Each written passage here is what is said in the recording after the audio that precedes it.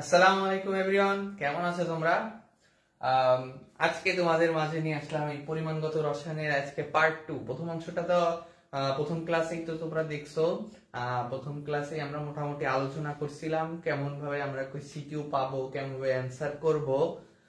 আজকে আর কি ট্রাই করব বাকি যে দুইটা টাইপ ছিল না ঘ নাম্বারের, ওইগুলো আর কি শেষ করা দেওয়ার জন্য। তা তোমরা দ্রুত এই লাইভটা শেয়ার করে দাও তোমার বন্ধুদের মাঝে, আমাদের সাথে দ্রুত সংযুক্ত হয়ে যাও। আমি 1 মিনিট টাইম দেব, তোমরা একটু দ্রুত তোমার বন্ধুদের মাঝে শেয়ার করে দাও।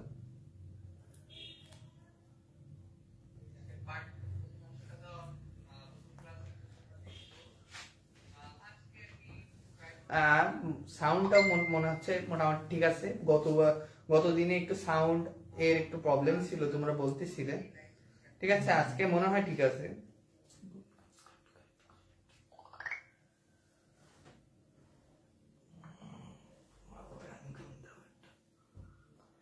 রাব্বি ভাইয়ের দৃষ্টি আকর্ষণ করতেছি, যদি কোনো প্রবলেম থাকে অবশ্যই যেন আমাদের কমেন্ট করে জানায়।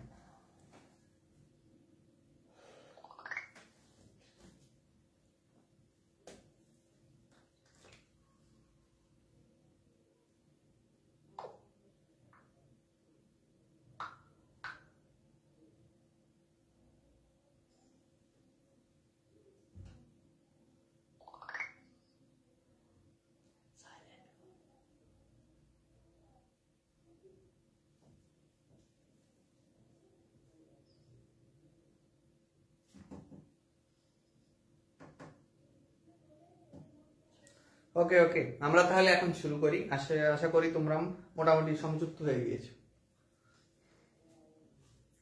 ওকে, আমরা আগের দিন কোন পর্যন্ত করেছিলাম? দুইটা সৃজনশীল টাইপ দেখাইছিলাম, গ নাম্বার করেছিলাম। চলো আমরা একটু দেখে নিই আর কি কতটুকু করছিলাম।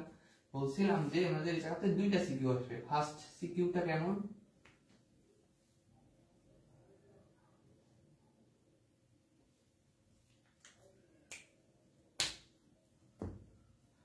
ফার্স্ট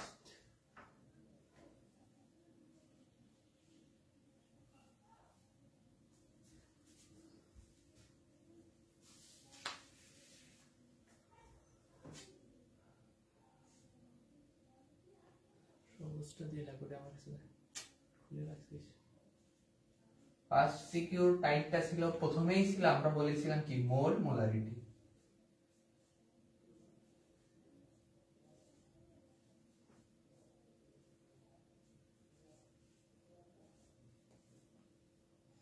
তাই না? এটা তো আমরা পূর্বের ক্লাসেই করাই দিছি, সাথে বলছিলাম এটা জারণ বিজারণ।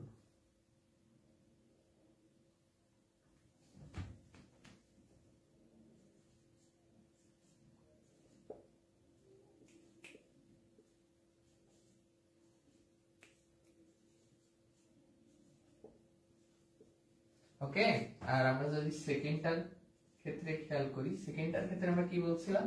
আমাদের ঘনমাত্রা আয়তন সম্পর্কে যেগুলো আসবে, স্পেসিফিকলি যদি আমরা বলি সেটা হলো ppm, ppt, ppm, ppb আর ppt। আর এই জায়গা বলছিলাম দুইটা আসতে পারে, একটা কি ছিল নির্দেশক,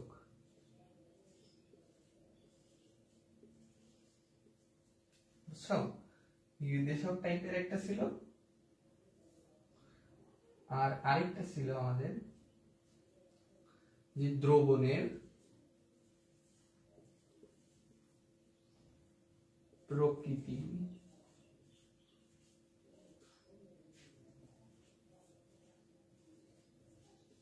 ঘনমাত্রা ও পিএইচ।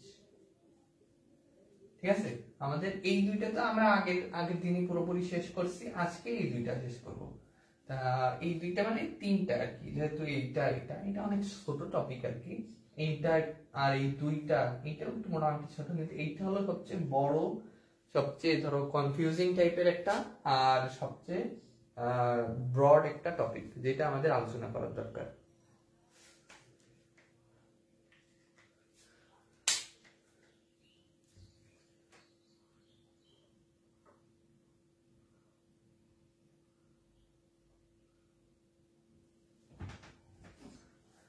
হ্যাঁ, তোমাদের মেসেজের একটু রিপ্লাই দিই। হ্যাঁ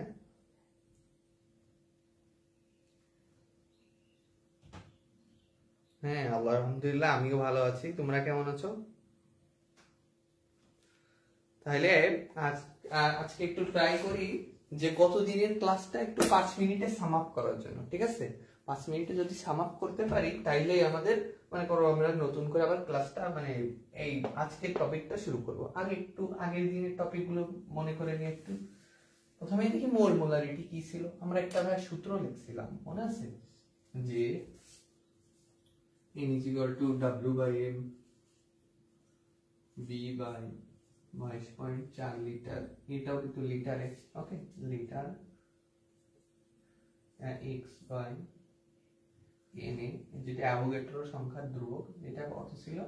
6.023 ইনটু 10 টু দি পাওয়ার 23। ওকে, তারপরে আর কি ছিল? এখানে কি ছিল আমাদের? v লিটারে ইনটু s, এটা হলো ঘনমাত্রা। ওকে, আরো অনেক কিছু ছিল যেটা এখন প্রয়োজন নাই আমাদের, pv rt, এগুলো এখন দরকার নেই, অধ্যায়ের সাথে একটু রিলেটেড কম, কিন্তু আমরা তো আগের দিনে দেখছিলাম। এই সূত্র দিয়ে আমরা কিন্তু মোল মোলারিটি ম্যাক্সিমাম আমরা সব বের করা শিখছিলাম। আরেকটা কি শিখছিলাম মনে আছে তোমাদের? আমরা কিন্তু পার্সেন্টেজ দিয়ে আমাদের এই মোল মোলারিটি মানে মোলারিটি বের করা শিখছিলাম। কি বলছিলাম? যে আমাদের 5% NaOH এর মানে ঘনমাত্রা বা মোলারিটি বের করো, শিখছিলাম না? সূত্রটা তাহলে কি ছিল আমাদের মনে করো? যে আমাদের ছিল 10x ডিভাইডেড বাই n, আর যদি ঘনমাত্রা অ্যাড করে দিত তাহলে আমরা উপরে সেটা গুণ করে দিচ্ছিলাম। ঠিক আছে না? একেবারে কত সহজে 1 মিনিটের ভিতরে পুরোটা আমরা মনে করতে পারলাম। তারপরে আর এটা থেকে আমরা কি শিখছিলাম? ঘনমাত্রা আয়তনের জায়গা থেকে যে আমরা প্রথম কি স্টেপ বলছিলাম? প্রথম স্টেপ বলছিলাম যে আমাদের ঘনমাত্রা নির্ণয় করতে হবে যদি না দেওয়া থাকে, ম্যাক্সিমাম টাইমে ঘনমাত্রা ডিরেক্ট দেওয়া থাকে। আর ধরো যশোর বোর্ড এরকম টাইপের যেগুলো বোর্ডের আর কি ক্ষেত্রে আর কি কঠিন মানে কোশ্চেনটা একটু কঠিনের দিকে নিয়ে যায়, তারা একটু ঘনমাত্রাটা না দিয়ে কি করে একটু পেঁচাই দেয়। এই সূত্র ব্যবহার করে আমরা ঘনমাত্রা বের করতে হয়, ঘনমাত্রা থেকে আমরা পিপিএম বের করি। তার ঘনমাত্রা থেকে কিভাবে পিপিএম বের করার উপায় বলছিলাম মনে আছে তো? কি বলছিলাম? পিপিএম মানে কি ছিল? মিলিগ্রাম পার লিটার, এইটা হিসাব করব। তাহলে আমরা যদি প্রথমে আমরা এইভাবে লিখতে চাচ্ছিলাম কোনটা, যে 1 লিটারে কত মোল আছে, মানে যেহেতু কি মানে আমাদের কত মোল আছে, ধরো এটা ডট মোল। আমরা কারণ আমরা কি জানি যে ঘনমাত্রা হলো কি মোল পার লিটার, তার মানে 1 লিটারে কতটুকু আছে সেটা বলতেই পারি। দেন 1 লিটারে মোলকে আমরা যদি m তার ভর সংখ্যা দ্বারা গুণ করি তাহলে সে কি w হয়ে যাচ্ছে, মানে গ্রামে পেয়ে যাচ্ছিলাম। গ্রামকে যদি আরো 1000 করে দিচ্ছিলাম তখনই সেটা আমাদের মিলিগ্রাম হয়ে যাচ্ছিল, মানে ppm পেয়ে যাচ্ছিলাম, তাই না? একেবারে আমরা যদি মানে এই পার্সেন্টেজ যেটা আমরা কত লিটারে কত মোল পাচ্ছি, এই কত মোল যেটা আছে না, এটাকে যদি আমরা x ধরতাম তাইলে দেখো এই যে অ্যানসার বের হয়ে গেছে ppm এর, এটা তাই না? এইটাই ছিল শর্টকাট। তাহলে আমরা ppm মনে করলাম, মোল মোলারিটি মনে করতে পারলাম। তাহলে আজকে টপিকটা শুরু করে দিই, যে কালকে যা পড়লাম একটা কুইক একটা রিভাইজ দিলাম, ঠিক আছে না? তাহলে আজকে পড়া শুরু করি। প্রথমে আমরা করব নিয়ে আর কি আছে দ্রবণের প্রকৃতি, ঘনমাত্রা ও pH কিভাবে আমরা নির্ণয় করব। ওকে,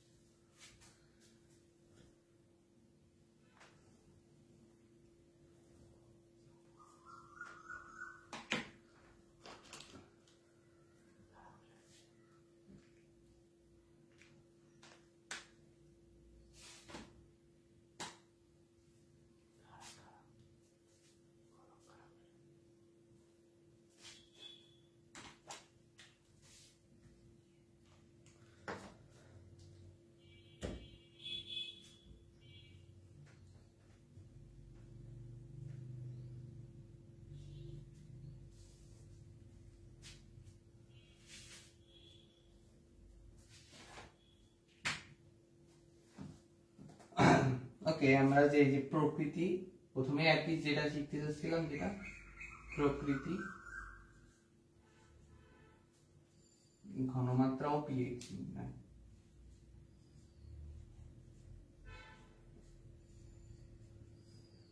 এই তিনটা আর কি ইন্টারকানেক্টেড, বুঝছো? তোমাদের ম্যাক্সিমাম টাইপের কোশ্চেনে বের করতে বলবে প্রকৃতি, আর যদি কোশ্চেনটা একটু বড় করতে চাই, একটু টাফ করতে চাই, তাহলে বলে পিএইচ এর ক্ষেত্রে, ঠিক আছে?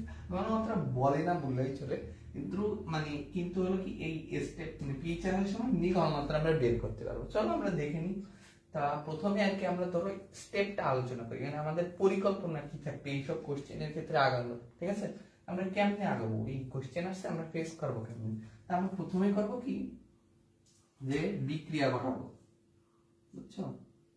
যে বিক্রিয়াটা সম্পূর্ণ সমতা আকারে লিখবো। বিক্রিয়া টিকে আমরা কিভাবে লিখবো? সমতা আকারে লিখবো। সমতা বিক্রিয়াটিকে সমতা করব।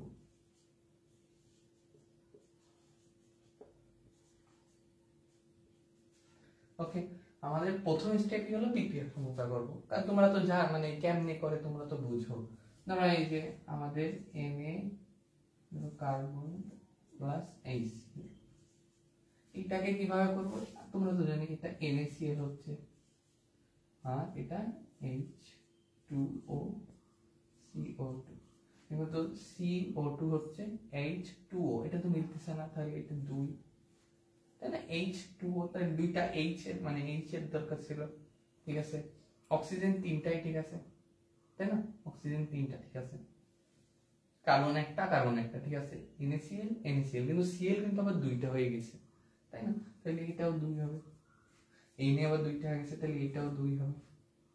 এটাকে আমরা মানে একটু ট্রাই করব যে আমরা কেমনে আর কি করতে পারি। এখানে Na দুইটা আছে, এখন যদি হিসাব করি Na দুইটা আছে, Cl দুইটা আছে, Cl দুইটা আছে, তাহলে এটা কমপ্লিট। আমাদের H দুইটা আছে, H দুইটা আছে, আমাদের অক্সিজেন কয়টা হয়ে গেছে? এখন 6টা হয়ে গেছে, তাই না? তাহলে আমাদের অক্সিজেন পরে হিসাব করতেছি, না হয় আমাদের Cl মিলছে, আমাদের H মিলছে, আমাদের Na মিলছে, তাহলে এখন অক্সিজেনই বাকি থাকে 6টা। তাহলে তো দেখতেছো পানি এই জায়গায় একটাই আছে, আর তাহলে এই জায়গা পরিবর্তন করার দরকার নেই, কার্বন অবশ্য দুইটা আছে, তাহলে এই জায়গা 2 যদি বসাই দিই,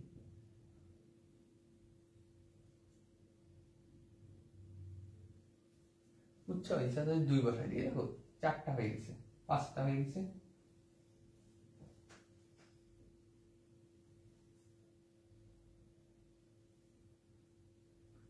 5/2 লিখতে পারি আমরা।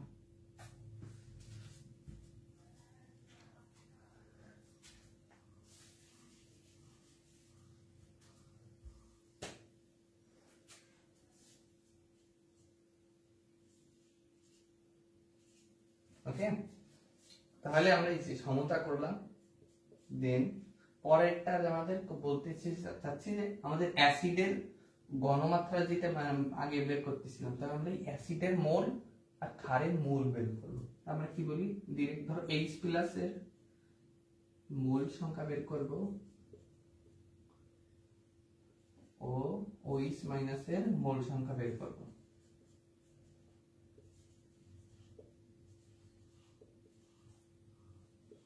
ওকে, দেন কি করব ভাই, দেন এই H মানে যেটা বড় থাকবে, যেখানে বড় মাইনাস ছোটটা করব, বড় মাইনাস ছোট। এই বড় মাইনাস ছোট করলে আমরা কি পাবো, এই জায়গা থেকে যেইটা বেশি থাকবে, ধরো আমাদের H+ এর মোল সংখ্যা বেশি, তাহলে এটা বড়, তাহলে বড় থেকে OH- এর মানে মোল সংখ্যা যদি বাদ দিই, যেটা বাদ থাকবে সেটা কি, সেটা অ্যাসিডের মোল সংখ্যা বাদ থাকবে, তার মানে কি প্রকৃতি কি হবে, অম্লীয় হবে, বুঝছো? সেটার দ্বারা আমরা প্রকৃতি বুঝতে পারবো। বুঝতে পারছো? যেটা আমাদের দুইটা বের করা, যদি সমতা হয়ে যায় প্রকৃতি তাহলে কি প্রশমিত, বুঝতে পারছো? দুইটা যখন দ্বারা অ্যাসিড আর এই অম্লীয় দুইটার মোল সংখ্যা যদি আমাদের সমান হয়ে যায়, তাহলে কি হয়, তাহলে ওদের প্রকৃতি প্রশমিত হয়ে যাবে, মানে কোনো নাই, কোনো ধরো অম্লীয় নাই, ক্ষারও নাই, সেই হিসেবে। দেন প্রকৃতি আমরা বের করতে পারছি, তাহলে এখন আমাদের ঘনমাত্রা বের করতে হবে। ঘনমাত্রা কেমনে বের করবো,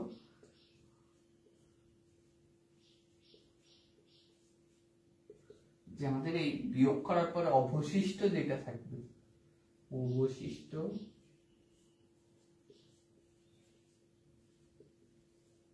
মোল ডিভাইডেড বাই মোট মোল, বুঝছো? মোট মোল সংখ্যা, এই যে আমাদের অবশিষ্ট যেটা ছিল, বুঝতে পারছো, যে আমরা যে বিয়োগ করে যেটা পাইছি, আমরা যদি মোট মূল দিয়ে আমরা ভাগ করি তাহলে আমরা কিন্তু পেয়ে যাচ্ছি এই মোট। আরেকটা যদি একটা বলি, এখানে একটু তুল্য সংখ্যার কাজ আছে। কি ভাই তুল্য সংখ্যাটা, তুল্য সংখ্যা লিখে দিই বোঝার জন্য। হইলো কি, যদি আমাদের এখানে ধরো অ্যাসিডই থাকলো, বুঝছো, ধরলাম অ্যাসিড বেশি থাকছে, অবশিষ্ট মোল সংখ্যা অ্যাসিড আছে, সেই অ্যাসিডটা হলো H2SO4, তাহলে ও তো দুইটা H+ দান করতে পারে। এই জায়গায় একটা H+ লিখছি, মানে কি অ্যাসিড H+ এর ক্ষেত্রে আমরা চিন্তা করবো, বুঝছো, তাহলে তুল্য সংখ্যা ওই সময় 2 হবে, বুঝতে পারছো। সেই হিসেবে আমাদের তুল্য সংখ্যাটা অবশ্যই খেয়াল রাখতে হবে, বুঝতে পারছো। এইখানে আমরা যে হিসাব করতেছি তুল্য সংখ্যা, আমরা কিন্তু ধরো এই যে লঘুকরণের ওই যে ম্যাথটা করতেছিলাম না, ওই যে S1 V1 E1 S2 V2 E2, ওই ক্ষেত্রেও কিন্তু আমরা সেই তুল্য সংখ্যা ব্যবহার করতেছিলাম। এই তুল্য সংখ্যা যদি ব্যবহার না করি, পুরো ক্যালকুলেশনটাই কিন্তু উল্টো পাল্টা হয়ে যায়, বুঝছো। কিন্তু স্বাভাবিকভাবে আর কি, যদি স্যাররা সহজ কোশ্চেন করতে চাই, তুল্য সংখ্যা একই রাখে, বুঝতে পারছো। এই জন্য আর কি মানে কোনো পরিবর্তন ঘটে না তেমন।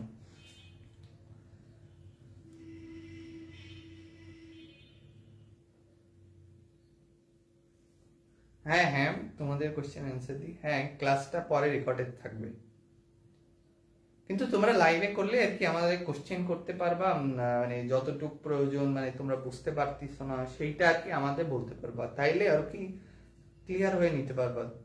আমরা মানে আমি তোমাদের যেটা তোমরা বুঝতে যাচ্ছ সেটা আরো ভালোভাবে বোঝাতে পারবো। যদি কোনো কনফিউশন থেকে বারবার বলতে পারবা। ওকে, ওই জায়গাতে তাহলে এখন পিএইচ বের করতে হবে।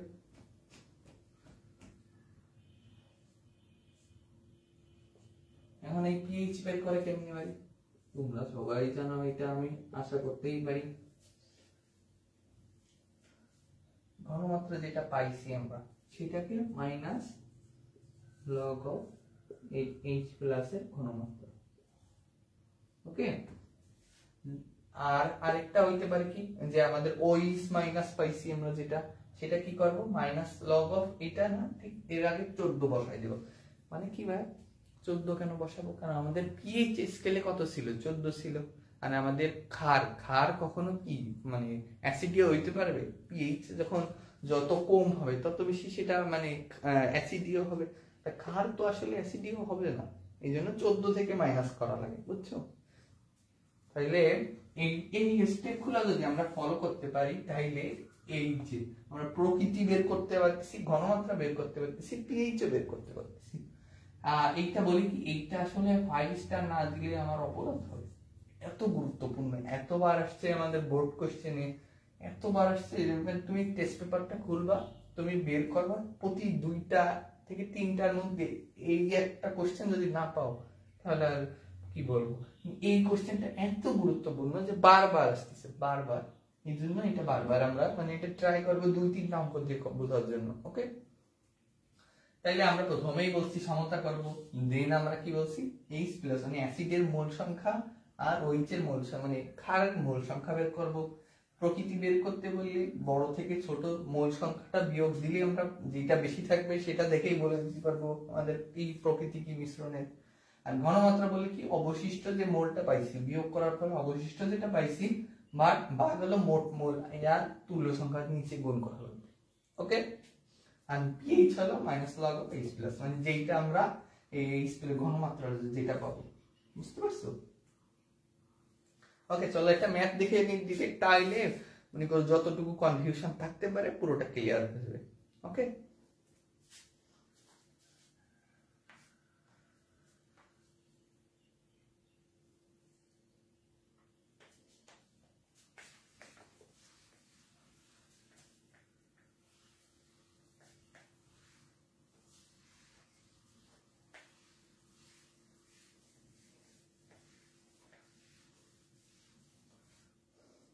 আর আমাদের এই ক্লাসগুলো রেকর্ডেড আসলে থাকবে ফেসবুক পেজে, তো এমনিই পাবা, আমাদের ইউটিউব চ্যানেলেও পেয়ে যাবা তোমরা এই রেকর্ডেড ক্লাসগুলো।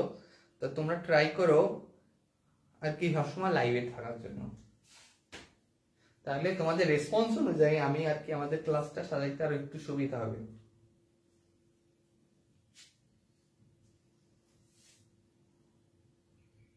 ওকে, ধরো আমরা একটা ম্যাথ করি, চলো।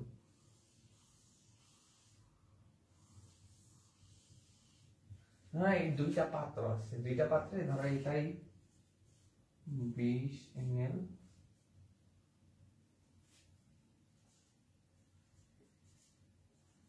সেমিমোলার H2SO4 দ্রবণ মিশ্রণ করুন। আর এই পাত্রে ধরে আমরা ধরো 100 ml ডেসিমোলার ধরি, ডেসিমোলার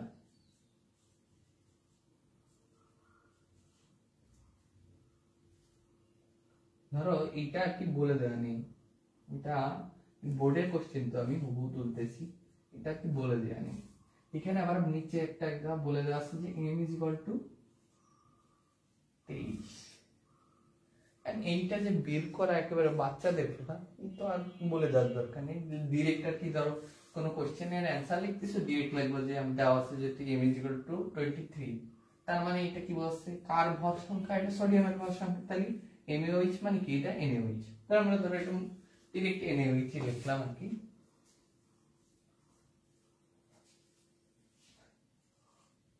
NaOH, ওকে। তাহলে এইটার আমরা প্রকৃতি বের করব, ঘনমাত্রা এবং pH তিনটা বের করে দেখাবো আর কি, যে আমরা কেমন ভাবে ম্যাথটা করব, ওকে। তাহলে আমরা প্রথম আর কি আমাদের স্টেপ বাই স্টেপ আগাবো। প্রথমেই আমরা প্রথম স্টেপ কি বলছিলাম, আমাদের কি করবে, প্রথম স্টেপটা কি, এটা সংক্ষেপে লিখি, সমতা। আমরা প্রথমে বিক্রিয়া করে বিক্রিয়ার সমতা করব, ওকে। তাহলে এর দুইটার সমতা করতে পারি নাকি দেখি, H2SO4 প্লাস NaOH, এইটার সমতা করি। দেখো NaOH তার মানে Na2SO4 আর H2 লেখা যায়।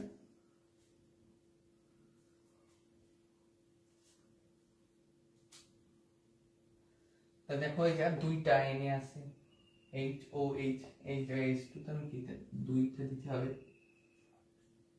বুঝতে পারছো? দুইটা Na আছে, তার মানে এই জায়গায় দুইটাই দিলেই আমাদের পুরোপুরি মিলে যাচ্ছে।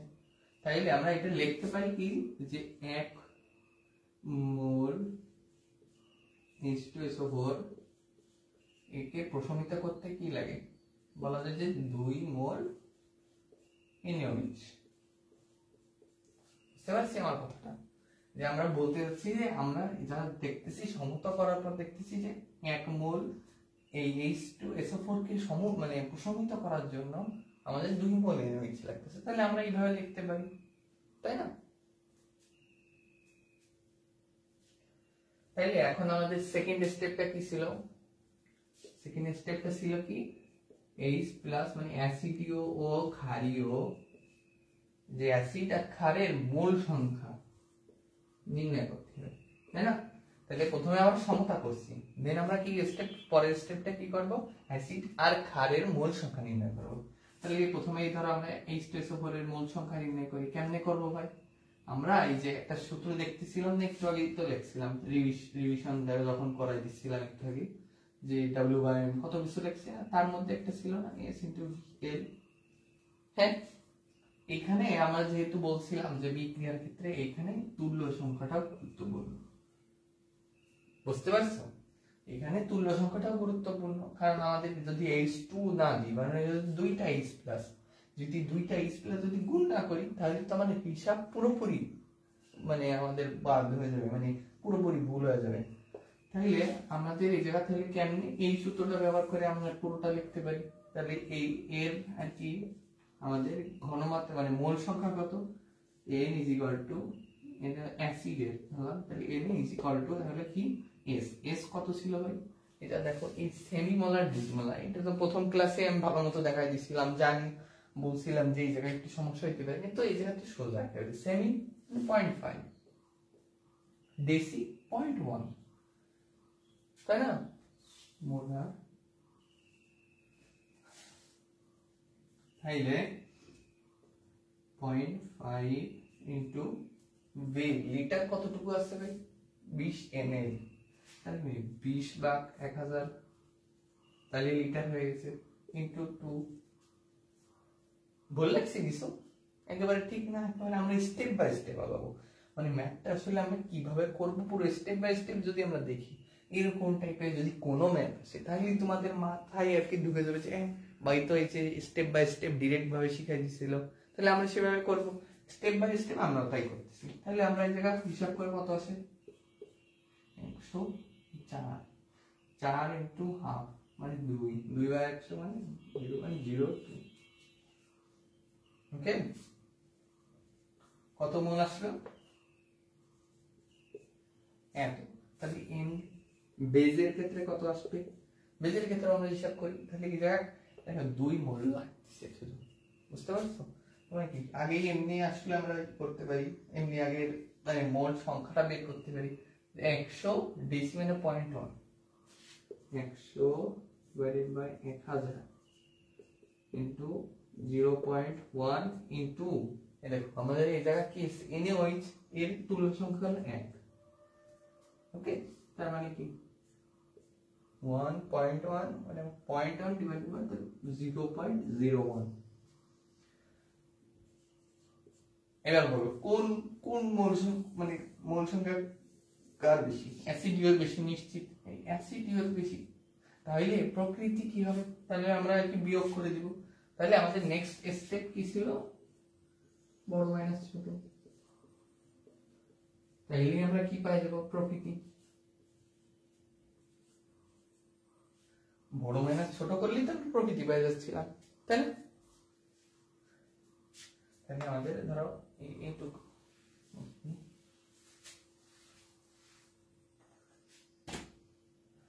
বড় মাইনাস ছোট মানে কি এনএ মাইনাস এনবি। সব সময় এটা হয় না, ধরো বেস যদি বেশি থাকতো তাহলে এনবি মাইনাস এনএ লিখতাম আর কি। তাহলে এনএ মাইনাস এনবি তাহলে কত আসে? 0.01 মোল। তাহলে এতটুকু কি আমাদের H2SO4 এর মোল সংখ্যা বেশি আছে, এতটুকু এতটুকু কি আছে আমাদের বেশি আছে। তার মানে কি, যেহেতু আমাদের এই দ্রবণে মানে আমাদের প্রশমন মানে বিক্রিয়া হওয়ার পরে আমাদের এখনো যদি H2SO4 বেশি থাকে তাহলে অবশ্যই প্রকৃতিটা কি হবে? অম্লীয় হবে। তাহলে আমরা অতএব বলতে পারি প্রকৃতি কি? অম্লীয়।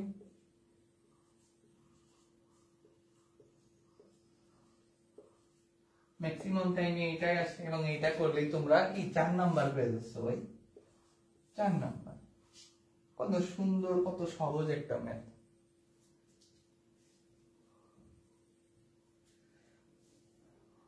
ঠিক আছে না? এখন তাইলে আমরা কি করব?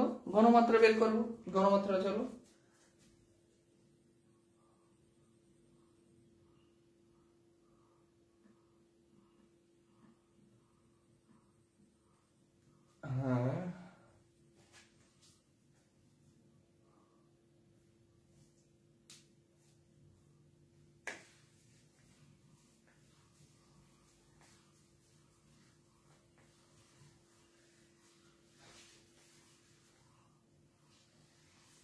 ঘনমাত্রার ক্ষেত্রে আমাদের সূত্র কি ছিল বলো তো ভাই?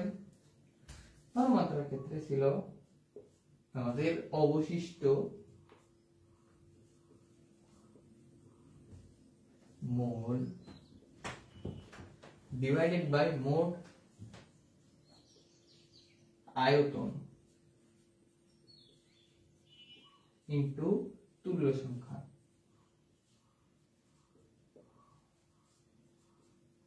এখন এই সূত্রটা ডিরেক্ট আমরা তাহলে এটা বসাই দিই, তাইলেই তো একেবারে পুরো ঘনমাত্রা বের হয়ে যাচ্ছে। চলো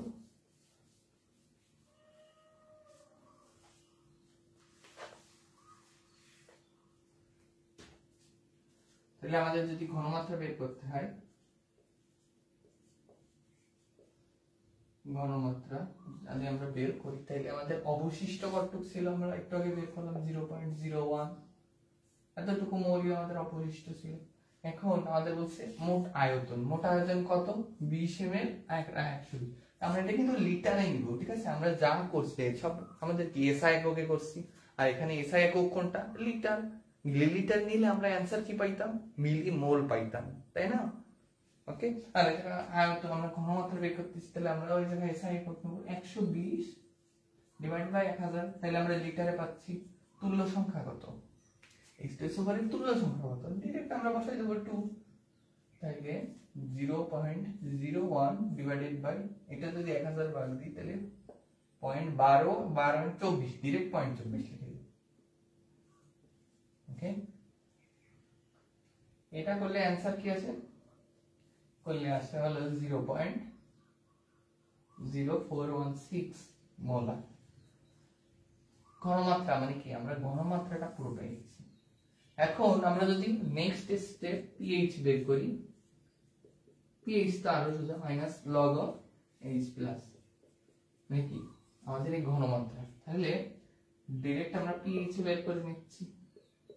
তাহলে পিএইচ কি মাইনাস লগ অফ কত, এত, এই মানটা বসাই দিবা, তাহলে অ্যান্সার আসবে কত, অ্যান্সারটা কি বলে দিচ্ছি, অ্যান্সার আসবে হলো 1.07, বুঝছো? পিএইচ স্কেলে এর মান কত, 1.07। তাইলে আমরা তো পুরোপুরি বুঝতে পারলাম যে আমরা 5টা স্টেপে পুরো এই 4 মার্কের ম্যাথটা খুব সহজেই বুঝতে পারলাম। প্রথমেই আমরা করছি সমতা, দেন আমরা মোল হিসাব করছি, কার দুইটা মানে আমরা কি অ্যাসিডের আর ক্ষারের এই দুইটার মোল হিসাব করছি, দেন আমরা যেটা বড় পাইছি, বড় থেকে আমরা ছোটতে বিয়োগ করার মাধ্যমে আমরা প্রকৃতি বের করতে পারছি, কারণ যেটা বেশি পরিমাণ থাকবে দ্রবণে বিক্রিয়ার পরও যেটা থেকে যাচ্ছে, তাহলে সেটাই তার প্রকৃতি হবে। অম্ল বেশি থাকলে অম্লীয় হবে, ক্ষার বেশি থাকলে ক্ষারই হবে। আর যদি ভাই দুইটাই সেম হয় তাহলে কি প্রশমিত, তাহলে ওর ঘনমাত্রা বা পিএইচ তো বের করাই লাগতেছে না, পিএইচ 7ই হবে। বুঝতে পারছো না? দেখি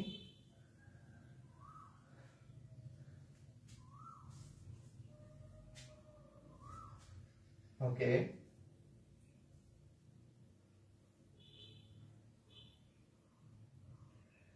তোমাদের যে ম্যাথটা করাই দিলাম না, এটা কি ঢাকা বোর্ড 22 আসছিল, যে ম্যাথটা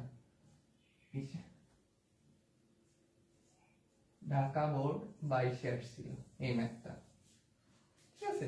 আমরা পুরোটা ম্যাথ দেখে নিলাম যে কিভাবে করার দরকার হয়। ঢাকা বোর্ড 22 আমাদের কি চাইছিল, খালি প্রকৃতি পর্যন্ত চাইছিল। এই 3টা স্টেপ করলে আমার 4 মার্ক পেয়ে যাচ্ছে না। যদি মানে একবার বলছিলাম না একটু ছাড় তোমাদের দিয়ে একটু কষ্ট করাইতে চাই, তাইলে কি পিএইচ পর্যন্ত দিকে ঘনমাত্রা দিয়ে না বললেই চলে। আমরা ঘনমাত্রা এটা একটু লিখে দিই, ঘনমাত্রা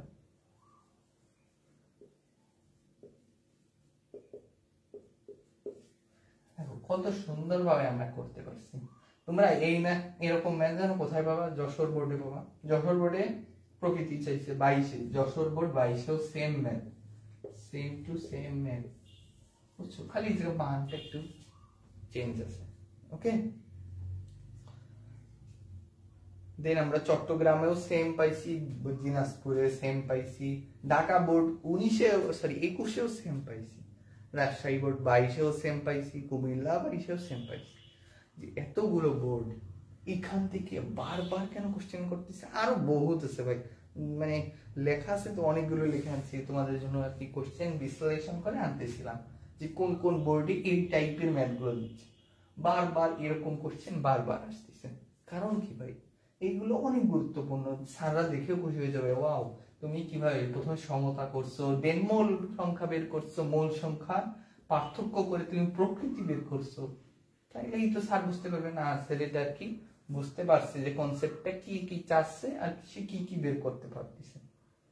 বুঝতে পারছো না আসলে ম্যাথটা কত সুন্দরভাবে করতে পারলাম আমাদের? তাইলে আমরা বলতেই পারি যে এই টপিকটা আমরা কি শেষ করলাম। দেন আমরা যদি টপিকের ভিতরে যাই, ধরো জারণ বিজারণ আছে আর আছে হলো নির্দেশক। তো নির্দেশক টপিকটা একটু ছোট, তাহলে চলো লাস্টেই পড়বানি আমরা জারণ বিজারণ, নির্দেশকটা একটু ছোট, অল্প একটু রিভিউ দিলেই হয়ে যাবে।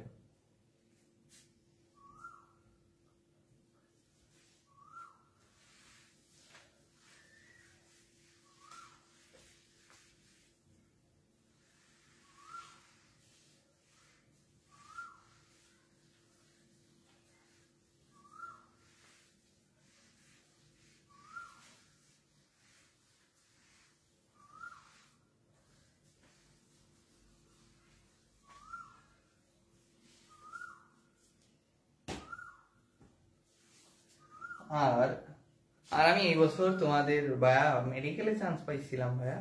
তোমাদের যদি কোনো রকম কোনো কোয়েশ্চেন থাকে, পড়ালেখা নিয়ে অসুবিধা হচ্ছে, কেমনি আর কি আমাদের গ্যাপ গুলো ফিল আপ করব, কেমনি আর কি আমরা যে একটা মানে দোটানায় পড়ে গেছি, পড়ালেখা হচ্ছে না, আবার প্রেশার পড়তেছে পারিবারিক ভাবেও, মানে একটা ঝামেলার মধ্যে, যে একটা প্রবলেমের মধ্যে সবসময় থাকা হচ্ছে।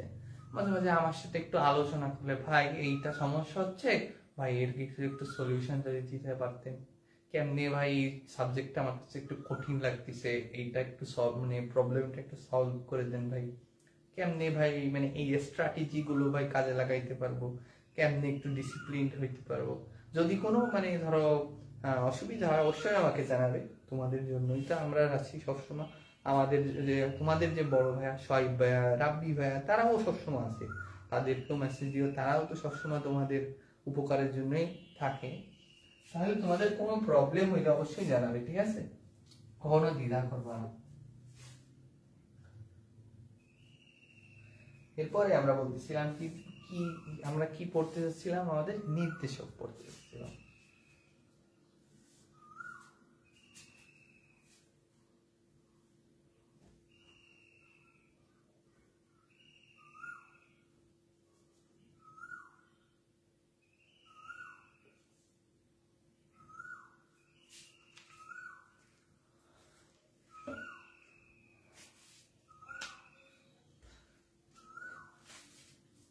নির্দেশক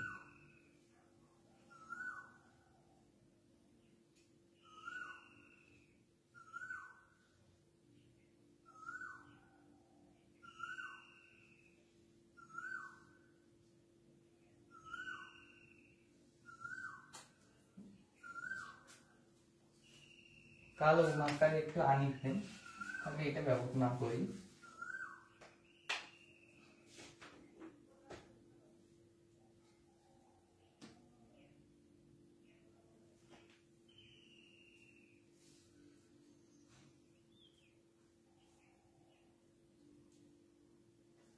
তাই নির্দেশক যখন আমরা পড়ব,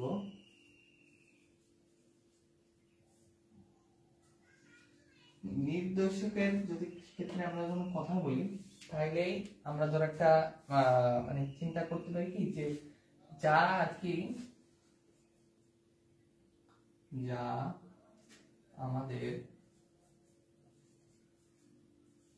দ্রবণ বা মিশ্রণ যেটা পাইছি না, মিশ্রণের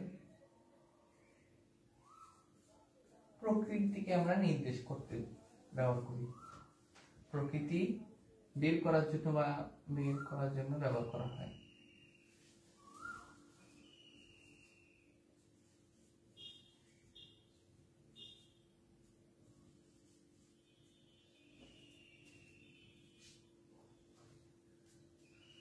অর্থাৎ মানে কি হয়, যেটা আমরা ধরো একটা ধরো অম্ল ঢুকাইছি, মানে অম্ল একটা দ্রবণের ভিতরে আমরা লিটমাস পেপার দিছি, বলতো যে এই যে লাল নাকি নীল লিটমাস পেপার ব্যবহার করা হয়, এবং সেটা কোন কালারে পরিবর্তন হয়ে যায়, মাঝে মধ্যে এটা একটু ভুলাই যেতে পারে, এই জন্য আর কি কোশ্চেনটা করলাম।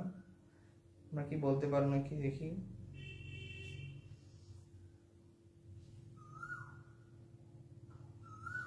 হ্যাঁ, ওয়ালাইকুম আসসালাম। এটা কেমিস্ট্রি সেকেন্ড পার্ট, চ্যাপ্টার 3 এর সেকেন্ড পার্ট আর কি, ক্লাসের সেকেন্ড পার্ট, মানে দ্বিতীয় পর্ব। প্রথম একটা ক্লাস আছে আমাদের এফবি পেজের মধ্যে, তুমি চাইলেই সেটা চেক আউট করতে পারো, আমাদের ইউটিউব চ্যানেলেও দেখতে পারো, সেইখানেও আছে।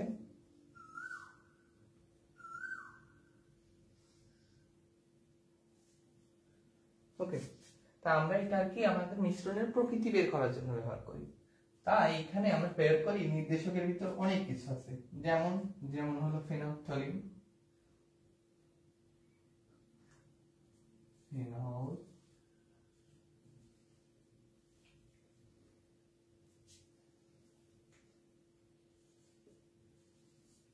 থ্যালিন, থাইমাল ব্লু,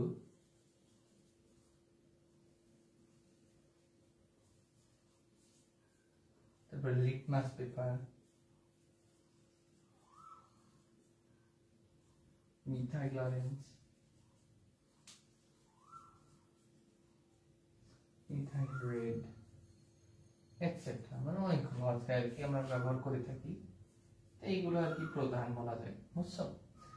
এইগুলো যে ব্যবহার করে এইগুলো আর কি নির্দেশক। কি নির্দেশক? ধরো এই দুইটার ক্ষেত্রে যদি বলি, এই দুটো আর কি আমরা যদি মনে করো যে কোনো একটা দ্রবণ দিচ্ছি, আমরা জানি না সেটা অ্যাসিডীয় না ক্ষারীয় নাকি একেবারে প্রশমিত, কোনো ধরো পিএইচ এর আপ ডাউন নাই, বুঝতে পারছো? এর ক্ষেত্রে এটা কি, এটা কিসের ক্ষেত্রে আমাদের এটা স্ট্রং বেস, মানে ধরো একটু বেসিক সলিউশন হইলে, মানে ক্ষারীয় সলিউশন হইলে এইটা দিলে আমরা বুঝতে পারবো যে এটা আসলে ক্ষার, বুঝতে পারছো?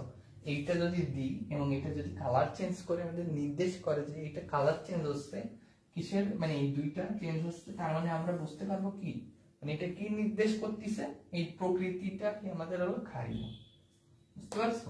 ধরো এই মিথাইল রেড, মিথাইল অরেঞ্জ, এই দুইটা ব্যবহার করা হয় অ্যাসিডীয় সলিউশন আমাদের চিহ্নিত করার জন্য।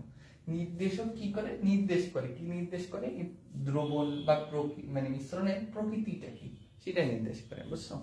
তা চলো, আমাদের বইতে একটা গ্রাফ আছে এবং এই জায়গা থেকে আমাদের মানে সিকিউ আসে, অন্যান্য মানে আপেক্ষিকভাবে একটু তুলনামূলক কম আসে এই জায়গাতে সিকিউ, কিন্তু অনেক সময় আসে। স্যাররা আর কি ট্রাই করে যাতে একটু তোমরা আর কি কনসেপ্টটা কি ক্লিয়ার নাকি সেটা একটু ঝালানোর জন্য।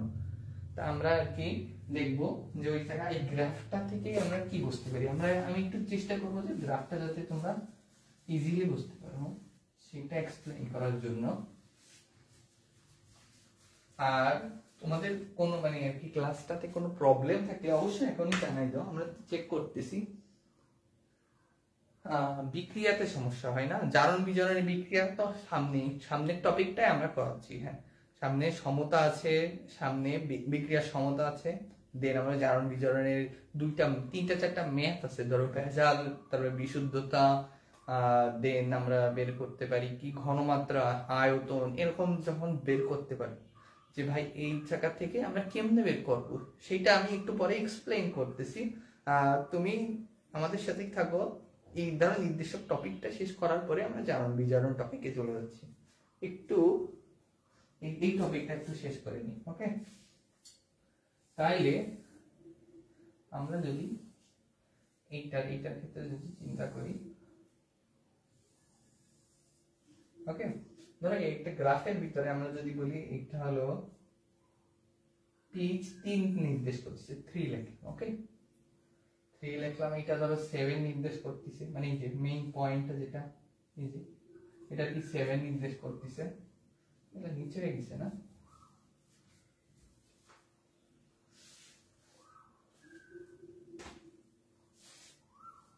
ধরো এটা 3 নির্দেশ করতেছে, এটা 7 নির্দেশ করতেছে, এটা ধরো 10 নির্দেশ করতেছে, আর এটা লাস্ট এটা হলো ধরো 14 নির্দেশ করতেছে, ওকে? পিচ এর স্কেলে রাখলাম, ঠিক আছে? এখন আমাদের স্ট্রং অ্যাসিড, স্ট্রং বেস, এর ক্ষেত্রে আমরা কেমনে ব্যবহার করব? তো ধরো এটা আমাদের স্ট্রং অ্যাসিড, এটা উইক অ্যাসিড, এটা সে লিখলাম আর কি এদের গ্রাফে রাখার জন্য। এটা হলো উইক বেস, এটা হলো স্ট্রং বেস। কেন ভাই আপনি এইটা নিচে লিখলেন, তো উপরে লিখলেন, এটা আবার নিচে, এটা উপরে কেন? তোমরা তো জানো স্ট্রং অ্যাসিড এর পিএইচ কত হবে, মানে পিএইচ কি বেশি হবে না কম হবে? পিএইচ অবশ্যই যত কম পিএইচ হবে তাহলে বুঝবো কি তত মানে সবল অ্যাসিড, তাই এটা নিচে রাখছি, বুঝতে পারছো? আর উইক অ্যাসিড মানে কি, ওর পিএইচটা একটু উপরে, ধরো 7 এর কাছাকাছি যদি হয় তাইলেই বুঝবো সেটা কি উইক অ্যাসিড। কারণ কি, অ্যাসিডটা আপেক্ষিকভাবে দুর্বল, তার যদি মানে অ্যাসিড যদি শক্তিশালী হতো তাহলে ওর পিএইচটা আরো ড্রপ করতো, মানে যত কমিয়ে আসবে পিএইচ তত স্ট্রং অ্যাসিড, যত বাইরে যাবে পিএইচ তত উইক অ্যাসিড। 7 পর্যন্ত হিসাব করতেছি, ওকে? আর 7 থেকে যদি বাইরে যায় সেটাকে ধরো 7 থেকে সামান্য একটু বাড়লো, মানে 7 রেঞ্জের কাছাকাছি যেটা থাকবে সেটা তো উইকই থাকবে, মানে কি প্রশমিত হওয়ার একটা চান্স আছে, মানে অনেক কাছাকাছি, যেহেতু প্রশমন হলো 7, তাহলে আমাদের প্রশমন বিন্দু হলো 7, এই প্রশমন বিন্দুর কাছাকাছি যেগুলো থাকবে অবশ্যই সেটা উইক, মানে তার ঘনমাত্রা, এই বেস বা অ্যাসিডের ঘনমাত্রা তত বেশি না, খুবই অল্প, সেটা আর কি মানে তত বেশি ক্ষতি করে না যতটা এই স্ট্রং অ্যাসিড আর স্ট্রং বেসের ক্ষেত্রে আমরা বলতেছি। স্ট্রং বেস উপরে দিচ্ছি কেন, তার মানে কি 14 কাছাকাছি একেবারে, বুঝতে পারছো? আমরা যদি এর গ্রাফটাই আর কি দেখি,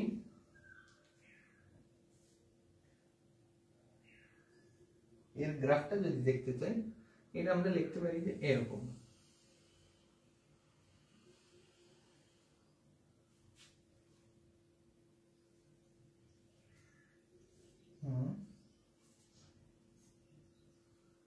ওকে ওকে, যেটা বলতেছিলাম,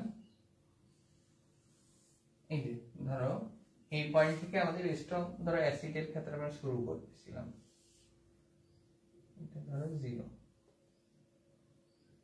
0 0 তো আর হইতে পারে না, 0 থেকে উপরে ধরলাম আর কি। এখন এইটা থেকে ধরো যে স্ট্রং বেস মানে স্ট্রং অ্যাসিড, তাহলে আমাদের পিএইচ কম ছিল, তাই এটা থেকে আস্তে আস্তে আমরা যখন এই স্ট্রং অ্যাসিড আর স্ট্রং বেস এর ক্ষেত্রে আমরা যখন কি করছিলাম, একসাথে বিক্রিয়া করাইছি, তাহলে আমাদের প্রশমন বিন্দু কি হইতো, মানে এদের গ্রাফটা কেমন হয়েছে দেখছো, যে আমাদের strong acid sorry strong base এবং স্ট্রং অ্যাসিড 3 এর চেয়ে একটু কম দিছে, আস্তে আস্তে 3 এর দিকে যাচ্ছে, 3 থেকে 7 এর দিকে গেছে, আর স্ট্রং বেসও এই দিকে আসতেছে, বুঝতে পারছো? এবং এদের প্রশমন বিন্দু আসতেছিল কই 7, বুঝতে পারছো? আশা করি খুবই মানে ইজি একটা, যে এই জায়গা আমাদের কোন জায়গা থেকে কথা আছে, ধরো আমাদের উইক অ্যাসিড আর স্ট্রং বেসের যদি ক্ষেত্রে বলি, তাহলে এরকম যাবে,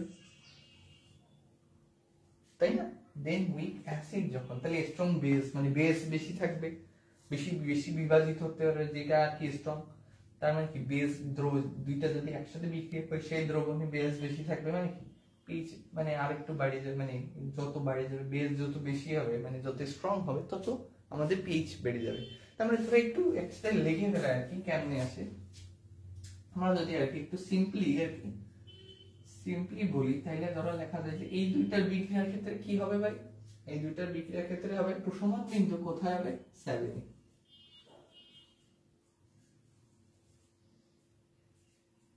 ওকে ভাই, বুঝতে পারছি যে দুইটাই স্ট্রং, দুইটাই ভালো মতো বিভাজিত হবে, দুইটাই আর কি বিক্রিয়া করতে পারবে, এই জন্য এদের প্রশমন বিন্দু 7, পুরোপুরি বুঝতে পারলাম। ওকে, কোনো ব্যাপারই না এটা।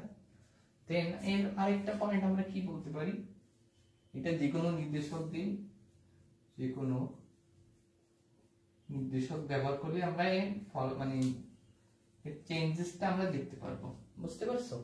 যে কি বললাম, যে আমাদের যে নির্দেশক ছিল ফেনফথলিন, মিথাইল, রেড মিথাইল গুলো, এইগুলো যে কোনো গুলো একটা ব্যবহার করলেই আমরা এর যে মানে নির্দেশ কি করতে যাচ্ছে, বুঝতে পারছো? মানে এইটার যে চেঞ্জেসটা আসবে দেখে আমরা বুঝতে পারবো যে কোনো আমরা নির্দেশক ব্যবহার করলি, মানে আমরা এখানে কোনো ধরো ফিনাফথলিন বা থাইমাল বলে এইটাই ব্যবহার করা লাগবে, এইটা ছাড়া অন্যগুলো ব্যবহার করলে যে হবে না এরকম কোনো বিষয় নেই, যে কোনো আমরা নির্দেশক ব্যবহার করতে পারবো, লিটমাস পেপার বলো, মানে যেগুলো আর কি আমরা জানি স্বাভাবিকভাবে যে কোনো গুলো আমরা নির্দেশক ব্যবহার করতে পারবো।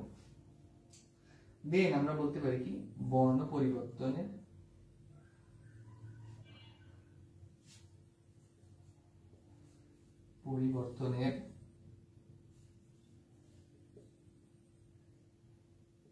রেঞ্জ কত হলো 4 থেকে 10, 3 বা 4 থেকে 10 বলা যায়, বুঝছো? 4ই ধরি, বুঝছো? 4।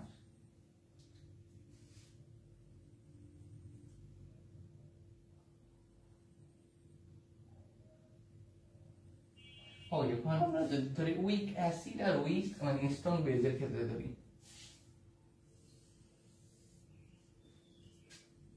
ওকে, উইক অ্যাসিড স্ট্রং বেসের ক্ষেত্রে যদি ধরি, উইক অ্যাসিড আর স্ট্রং বেস এদের বিক্রিয়ার ক্ষেত্রে কি ঘটবে, তুমি তো এইটা বুঝতেই পারতেছো ভাই, যে প্রশমন বিন্দু তো 7 হবে না, উইক অ্যাসিড যখন আছে, উইক অ্যাসিড যখন থাকবে তখন আমাদের মানে পিএইচ এর প্রশমন বিন্দুটা হবে কি এই বেজের কাছাকাছি, মানে 7 এর একটু বেশিই হবে, যে তোমাদের এই জায়গায় স্ট্রং কোনটা বেজ স্ট্রং হওয়ার কারণে কি এর প্রশমন বিন্দু একটু বেড়ে যাবে, কতটুকু বাড়বে, দেন আমরা এটা লিখতে পারি হলো 8.8 প্রশমন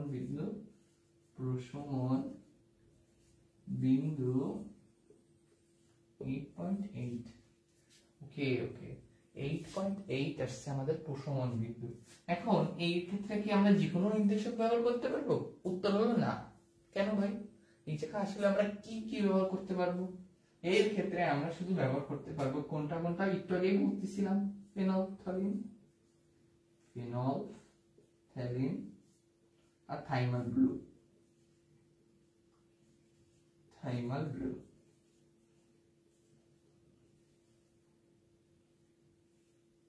ওকে। আর এদের বর্ণ পরিবর্তনের রেঞ্জ কতটুকু হবে? এই দেখো, এটা যদি আমরা এভারেজ করতে, এটার এভারেজ করলে আমাদের 7 ছিল, তাই না? তাইলে বুঝতে পারছো যে এটা কি মানে আর প্রশমন হয়ে গেল সেম ছিল, তাই না? কি এর বর্ণ পরিবর্তন সেম।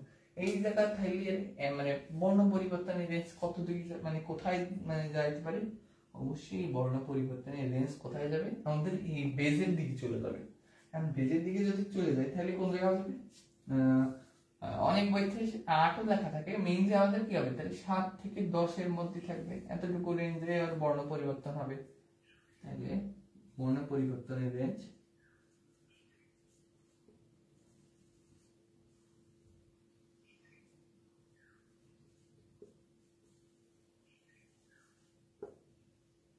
সাত বা 8 থেকে, মানে 7ই মেইনলি, বুঝছো? মেইনলি আমরা 7 থেকেই ধরবো, 7 বা 8 থেকে 10। ওকে, 8 হলো একটা বইতে লেখা আছে, সেটাই আর কি দিলাম। ঠিক আছে,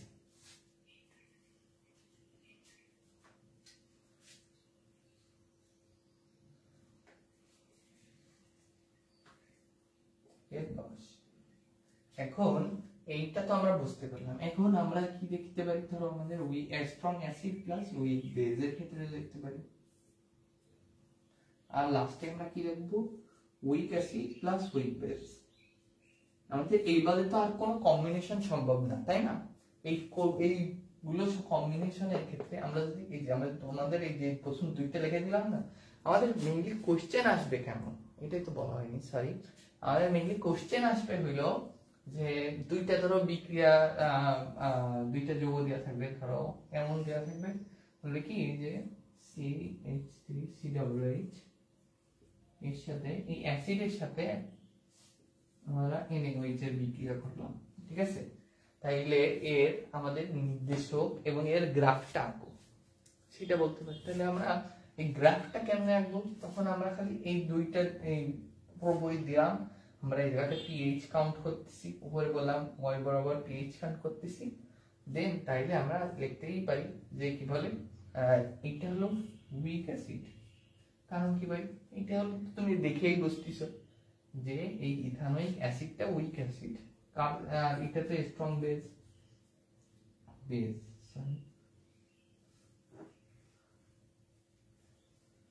স্ট্রং বেস, এটা হলো স্ট্রং বেস। তার মানে এইটার ক্ষেত্রে আমরা কোনটায় চলে যাবো? উইক অ্যাসিড আর স্ট্রং বেস। মানে কি এইটার ক্ষেত্রে এইটা তুমি ধরো একটু বইটা একটু পড়ে নিলে কেমনি আর কি সাজায় লিখবা। মেইন কথা এই তিনটা থাকলে স্যার তোমাকে নাম্বার দিতে বাধ্য। তুমি পুরো সবটা আঁকাইছো, মেইন তিনটা কথা লিখছো, তার মানে তো স্যার বুঝতে পারবে যে না সে এই মানে সবটার যে জিস্ট কথাগুলো সম্পূর্ণ ভালোভাবে বুঝতে পারছে এবং লিখে লিখে দিতে পারছে। ধরো তোমরা এটা কিভাবে লিখতে পারবে? বলবো যে এই দুইটা বিক্রিয়ার ফলে আমরা বলতে পারি যে প্রশমন বিন্দু হবে হলো কি বেজের দিকে হবে, যেটা আমরা আর কি এক্সপ্লেইন করতেছিলাম।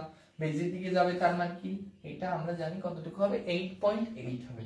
আর এই দুইটার যদি আমরা মানে সলিউশনটা যখন বিক্রিয়া শেষে আমরা সলিউশনটা কি নির্দেশ করি, মানে আমরা কি এটা আসলে বেজিক না উইক অ্যাসিড, আমরা কি কি দিয়ে আমরা নির্দেশক ব্যবহার করতে পারি, মানে ব্যবহার করতে পারি, সেটা লিখে দেবো। সেটা ফেনলফথ্যালিন আর থাইমাল ব্লু, এই দুইটা দিয়ে আমরা বের করতে পারি। আর এদের বর্ণ পরিবর্তনের রেঞ্জ এটা মানে একটু সাজায় গুছাই লিখবা। আর মেইন এই কথাগুলো যদি থাকে তাইলে স্যার নাম্বার দিবে সম্পূর্ণ, স্যার একটা নাম্বারও কাটবে না। ওকে, তাহলে এর ক্ষেত্রে তাহলে কি হবে? এর হলো ধরো একটু শর্টকাটে লিখলাম, প্রশমন বিন্দু এর কত হবে? আমাদের স্ট্রং অ্যাসিড আছে। ওকে, তুমি জিনিসটা বুঝতে যদি স্ট্রং অ্যাসিড থাকে আমাদের কি হবে? pH কত হবে? কম হবে। আর pH যদি কম হয় তাহলে কি হবে? এর প্রশমন বিন্দু হবে 5.27। এইগুলো কিন্তু মুখস্থ রাখা লাগবে, যে এর মানটা কি, এর কোন দুইটা নির্দেশক ব্যবহার করা হয়, বর্ণ পরিবর্তনের রেঞ্জ, এটা এমনি মনে থাকবে অবশ্যই, বর্ণ পরিবর্তনের রেঞ্জ। এই জন্য আর কি কোন কোন নির্দেশক ব্যবহার করা হয়, মিথাইল রেড আর মিথাইল ব্লু, মিথাইল রেড আর মিথাইল অরেঞ্জ, একটু বলতে বলেছে মিথাইল অরেঞ্জ। ওকে, মিথাইল অরেঞ্জ। এখন বর্ণ পরিবর্তন রেঞ্জ কোথায় হবে, এখন তোমরা এমনি দেখেই বুঝতে পারছো যে ইন্টার ক্ষেত্রে বেজের দিকে হয়েছে, তাহলে এটা কি অ্যাসিডের দিকে হবে? মাশাআল্লাহ, তাহলে তোমাদের হ্যাঁ হ্যাঁ, তাহলে বর্ণ পরিবর্তনের রেঞ্জ কত? বর্ণ পরিবর্তনের রেঞ্জ হলো রেঞ্জ 4 থেকে 7। একেবারে ইজি না ভাই? কতটুক আমরা মানে মেইনলি আমরা এই জায়গা থেকে সব থেকে কি পড়তেছি, গ্রাফটা কিভাবে আঁকবো এমনিই তো আমরা দেখে নিলাম। 4 7 10 14 দিলাম, ধরো এই জায়গায় 0 দিলাম, আমি 10 মানে 0 আর 14 এমনি রাখলাম ফরমালি, 7 মানে 4 7 10 লিখলাম। এখন এইটা আর কি তুমি দেখে বুঝতে পারতেছো স্ট্রং অ্যাসিড উইক বেস বলছো, তাই না? তাহলে আমরা কি করব, মানে স্ট্রং অ্যাসিডের জায়গাতে ঘোরায় নিয়ে যাবো, উইক বেসের ক্ষেত্রে নিয়ে যাবো সাথে, এই জায়গাতে আমরা যে 4 এই জায়গা, হ্যাঁ এটা তো আর 10-এর উপরে যাবে না, তাই না? কারণ এটা উইক বেস, তাই একটু 10-এর কম থাকবে সবসময়। কম থাকার কারণে তাহলে আমরা এই জায়গাতে এই গ্রাফটা যখন আঁকালাম তারপরেই আমরা লিখে দিলাম নিচে, মানে বাংলা যেটা লিখবো সেটা আর কি মেইনলি এই 3টা পয়েন্ট অবশ্যই উল্লেখ থাকলো। তাহলে স্যার তোমাদের কোনো নাম্বার কাটবে না, তাহলে কোনো মিস্টেক নেই, তুমি মেইন জিস্ট কথাটা ভালো মতোই লিখছো, স্যার কেন নাম্বার কাটবে? তাহলে লাস্টে উইক বেস আর উইক অ্যাসিড এর ক্ষেত্রে তোমরা জানো প্রসমান কোনো বিন্দু নেই, প্রসমান কোনো বিন্দু নেই।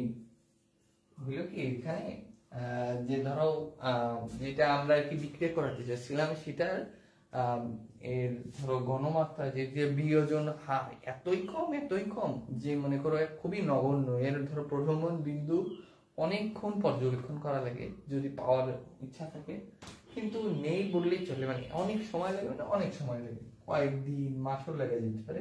তাই যেহেতু এর অনেক সময় লাগে আর এইটা মানে প্রশমন বিন্দু বের করার জন্য, তা এইটাকে আমরা বলতেই পারি নেই, এদের আপেক্ষিক হিসেবে। ওকে, তাই আর এদের দ্বারা কি, যেহেতু কোনো প্রশমন বিন্দু নেই, এদের কি কোনো নির্দেশক দ্বারা চিহ্নিত করা যাবে না, এদের কোনো নির্দেশক দ্বারা চিহ্নিত করা যাবে না, যেহেতু এদের বিয়োজন হারই অনেক কম। তাহলে নির্দেশক দিয়ে কোনো চিহ্নিত করা যাবে না, ক্রস লিখে দিলাম আর কি, বোঝা অসুবিধা। ওকে, হ্যাঁ এদের মানে কোনো নেই বা না বললেই চলে, মানে নেই বললেই চলে, এইভাবেই লিখবা। নেই বললে আর কি একটু কেমন অকওয়ার্ড শোনাচ্ছে, নেই বললে চলে লিখবা। ওকে, নির্দেশক তো নেই, আর এদের বর্ণ পরিবর্তন, তাহলে বর্ণ পরিবর্তনের রেঞ্জ কত হবে, এটাও নেই। ওকে, বর্ণ পরিবর্তনের রেঞ্জ, বর্ণ পরিবর্তনের রেঞ্জ এটাও নেই। ওকে, এইটা তো এমনি মুখস্থ থাকবে, লাস্টেরটাও এমনি মুখস্থ থাকবে, মাঝখানে এই দুইটা তোমরা মুখস্থ করবো। এই যে এই জায়গাতে নির্দেশক গুলো একটু মাঝে মাঝে উল্টো পাল্টা হয়ে যেতে পারে, এইটা একটু মোটামুটি পড়ো তাইলে হয়ে যাবে। ওকে, এই টপিকটাও শেষ। তাহলে আর কি থাকলো এই পুরো চ্যাপ্টারে সবচেয়ে মানে আরেকটা গুরুত্বপূর্ণ কি, ও এইটাকে যদি আমরা বলি, এইটাকে আমরা কি দেবো, এই যে আমাদের নির্দেশক পেপার আমরা 3 স্টার দেবো। ওকে, এটা অনেক বেশি গুরুত্বপূর্ণ সেটা না, কিন্তু পরীক্ষায় আসে, নিয়মিতই আসে, বুঝছো? প্রত্যেক বছরই কোনো না কোনো বোর্ডে অবশ্যই আসে। তাহলে অবশ্যই এইগুলো হেলাফেলা করার বিষয় না, অবশ্যই তোমরা এটা প্র্যাকটিস করবা, আসলে আসলে ভালো, না আসলে আমরা ইম্পর্টেন্টটাই করবো। ওকে,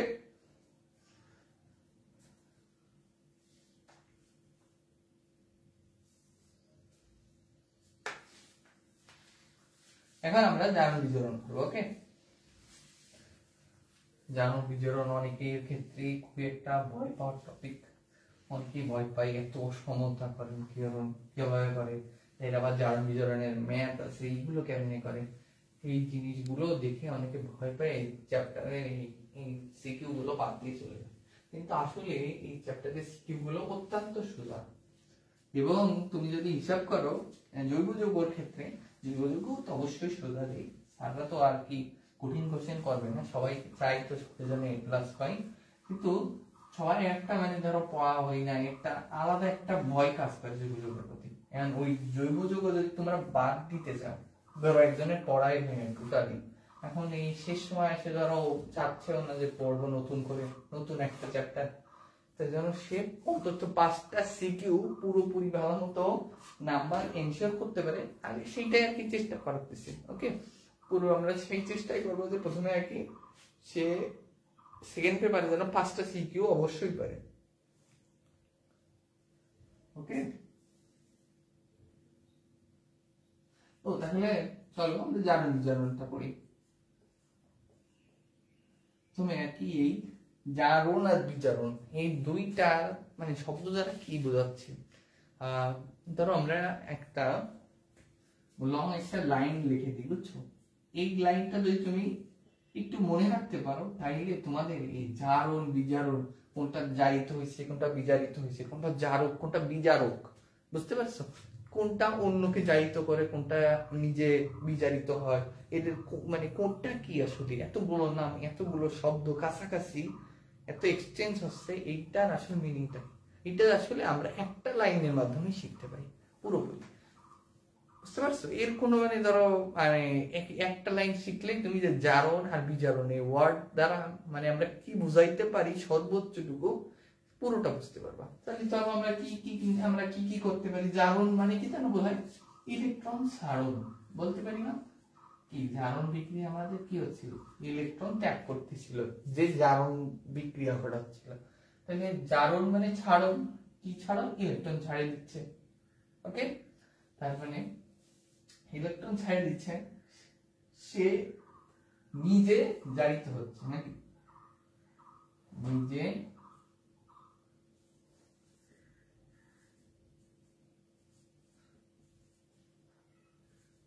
নিজে জারিত হচ্ছে আর অন্যকে বিজারিত করতেছে, অন্যকে বিজারিত করতেছে, বিজারিত করে, যেহেতু ইলেকট্রন ছাড়িয়ে দিচ্ছে, বুঝলাম, সে নিজে জারিত হচ্ছে এটাও কোনো বিষয় না, অন্য আরেকজনকে বিজারিত করতেছে মানে মানে নিজে আরেকজনকে প্রভাবিত করে বিজারিত করে দিতে পারতেছে, এই জন্য ওকে বিজারকও বলে।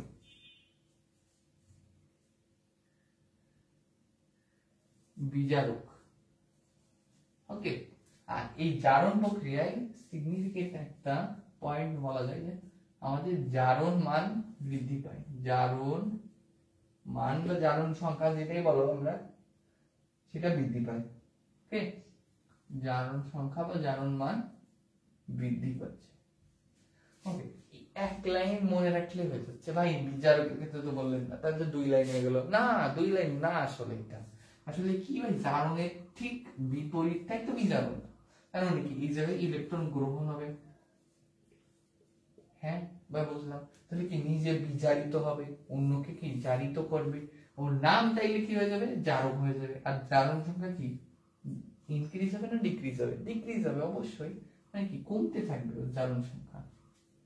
ওকে, পুরোপুরি খালি উল্টাটা, তুমি এই একটা লাইন মনে রাখবা, তাইলে জারণ সম্পর্কে তাইলে জারণ সম্পর্কে তোমার আর কোনো মানে আইডিয়ার আর কি মানে ক্লিয়ার থাকা বাকি থাকবে না, তুমি সবই বুঝতে পারছো তাইলে এখন। ওকে, এই যে জারণ সেই শব্দটা থেকে তুমি বিশ্লেষণ করে এতগুলো ওয়ার্ড পাইছো, তাইলে তো তুমি বুঝতে পারছো।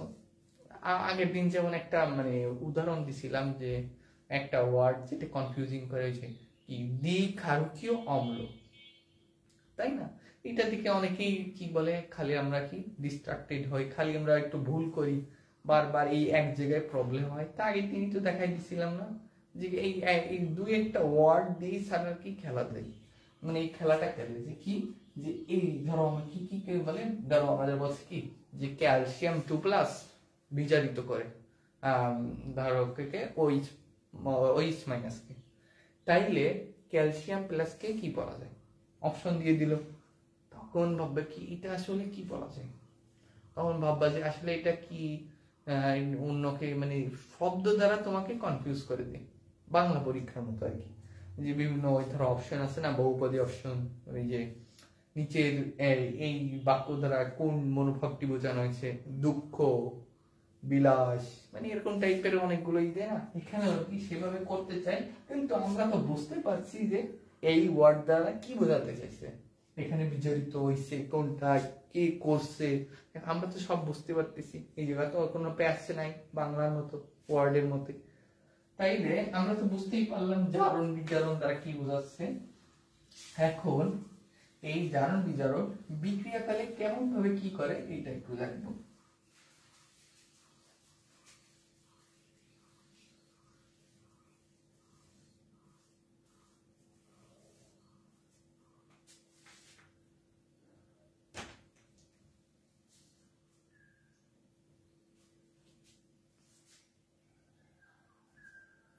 ওকে, তাহলে আমরা আর কি দেখি এখন। এই ধরো আমরা এই যে ধরো জারক দ্বারা আমরা কি বলছিলাম মনে আছে, জারক কোনগুলো, যারা কি বিজারিত হচ্ছে না জারিত হচ্ছে, জারণ ঘটাচ্ছে না বিজারণ ঘটাচ্ছে, একটু আগেই পড়াইছি, তোমাদের পড়া উচিত এই কোশ্চেন গুলো, তাই না? তা জারক কোনগুলো, যেটা আর কি যে বিজারণ বিক্রিয়ায় যেটা হয়, মানে যে আসলে নিজে বিজারিত হয়, সেই জারক অন্যকে জারিত করে, অন্যকে জারিত করে, সেই জন্য নাম জারক হয়েছে। নিজে কি বিজারিত হয়, মানে কি বিজারণ বিক্রিয়া ঘটে ওর ক্ষেত্রে। জারক কোনগুলো, সেই জারক ধরো কি, এক নম্বরে ধরি আমরা K2Cr2O7, দুই নম্বরে ধরলাম আর কি KMnO4, অনেক কমন কমন দুইটা উদাহরণ বললাম। আরেকটা ধরো ধরো হ্যালাইড, হ্যালাইড, এটা হ্যালাইড, ওকে বাংলায় লিখে দিলাম হ্যালাইড।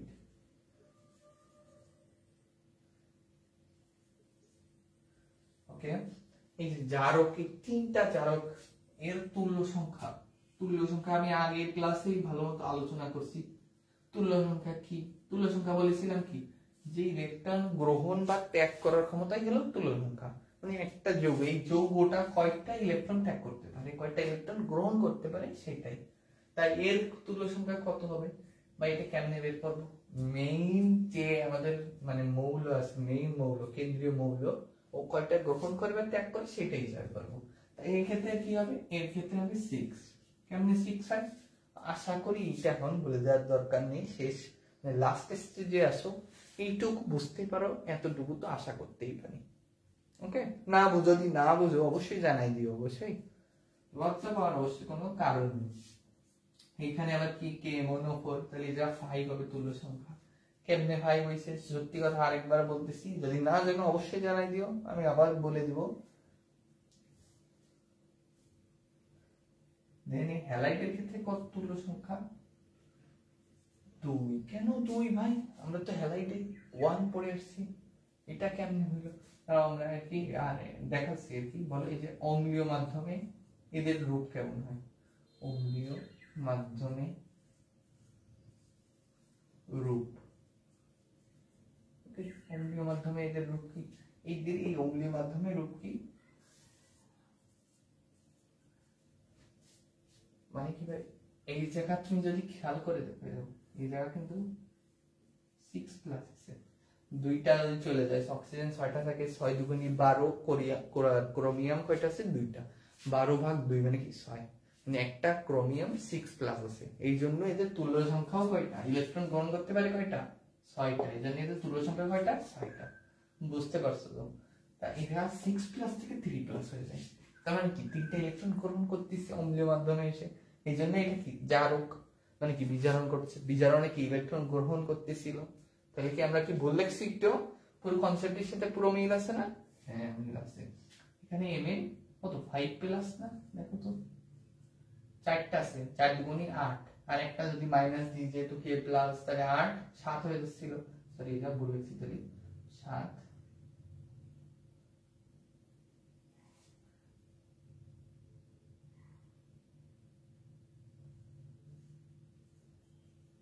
ও এখন ভাই এই যে 7 তো লিখলেন, যে 5 কেন লিখলেন, এটা তো ভুল হয়ে গেল না? তাইলে আসলে কিন্তু ভুল হয় নাই, কেন? তোমরা যদি একটু চিন্তা করো,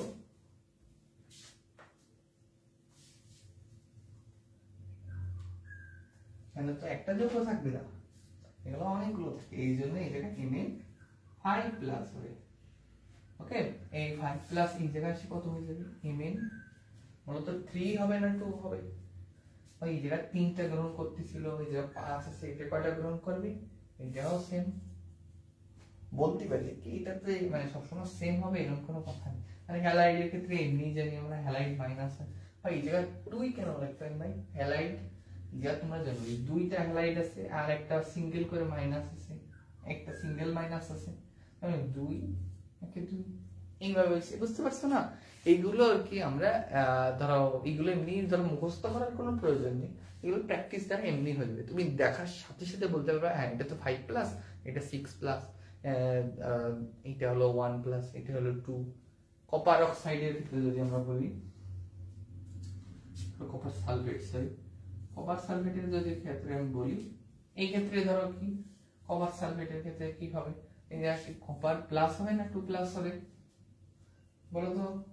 এটা কপার প্লাস হবে ভাই, এটা তো 2 প্লাস ছিল না, কপার এটা 2 প্লাস ছিল। এখন আমাদের এই যে কি বিজারণ মানে কি জারক, জারক মানে কি নিজে মানে কি বিজারিত হইছে, অন্যকে বিজারিত করতেছে, এমন কি যা বিজারণ মানে কি একটা ইলেকট্রন গ্রহণ করতেছে, ডাবল প্লাস থেকে সিঙ্গেল প্লাস হয়ে গেছে, তাই না? কি এর তুল্য সংখ্যা কত? হ্যাঁ হ্যাঁ বুঝতে পারছো আশা করি। ইজি না একেবারে? খুব ইজি। এখন ধরো বিজারকের ক্ষেত্রে যদি বলি, এটা থাকুক, এটাও লেখা থাকুক, এতটুকু মুছে দিই।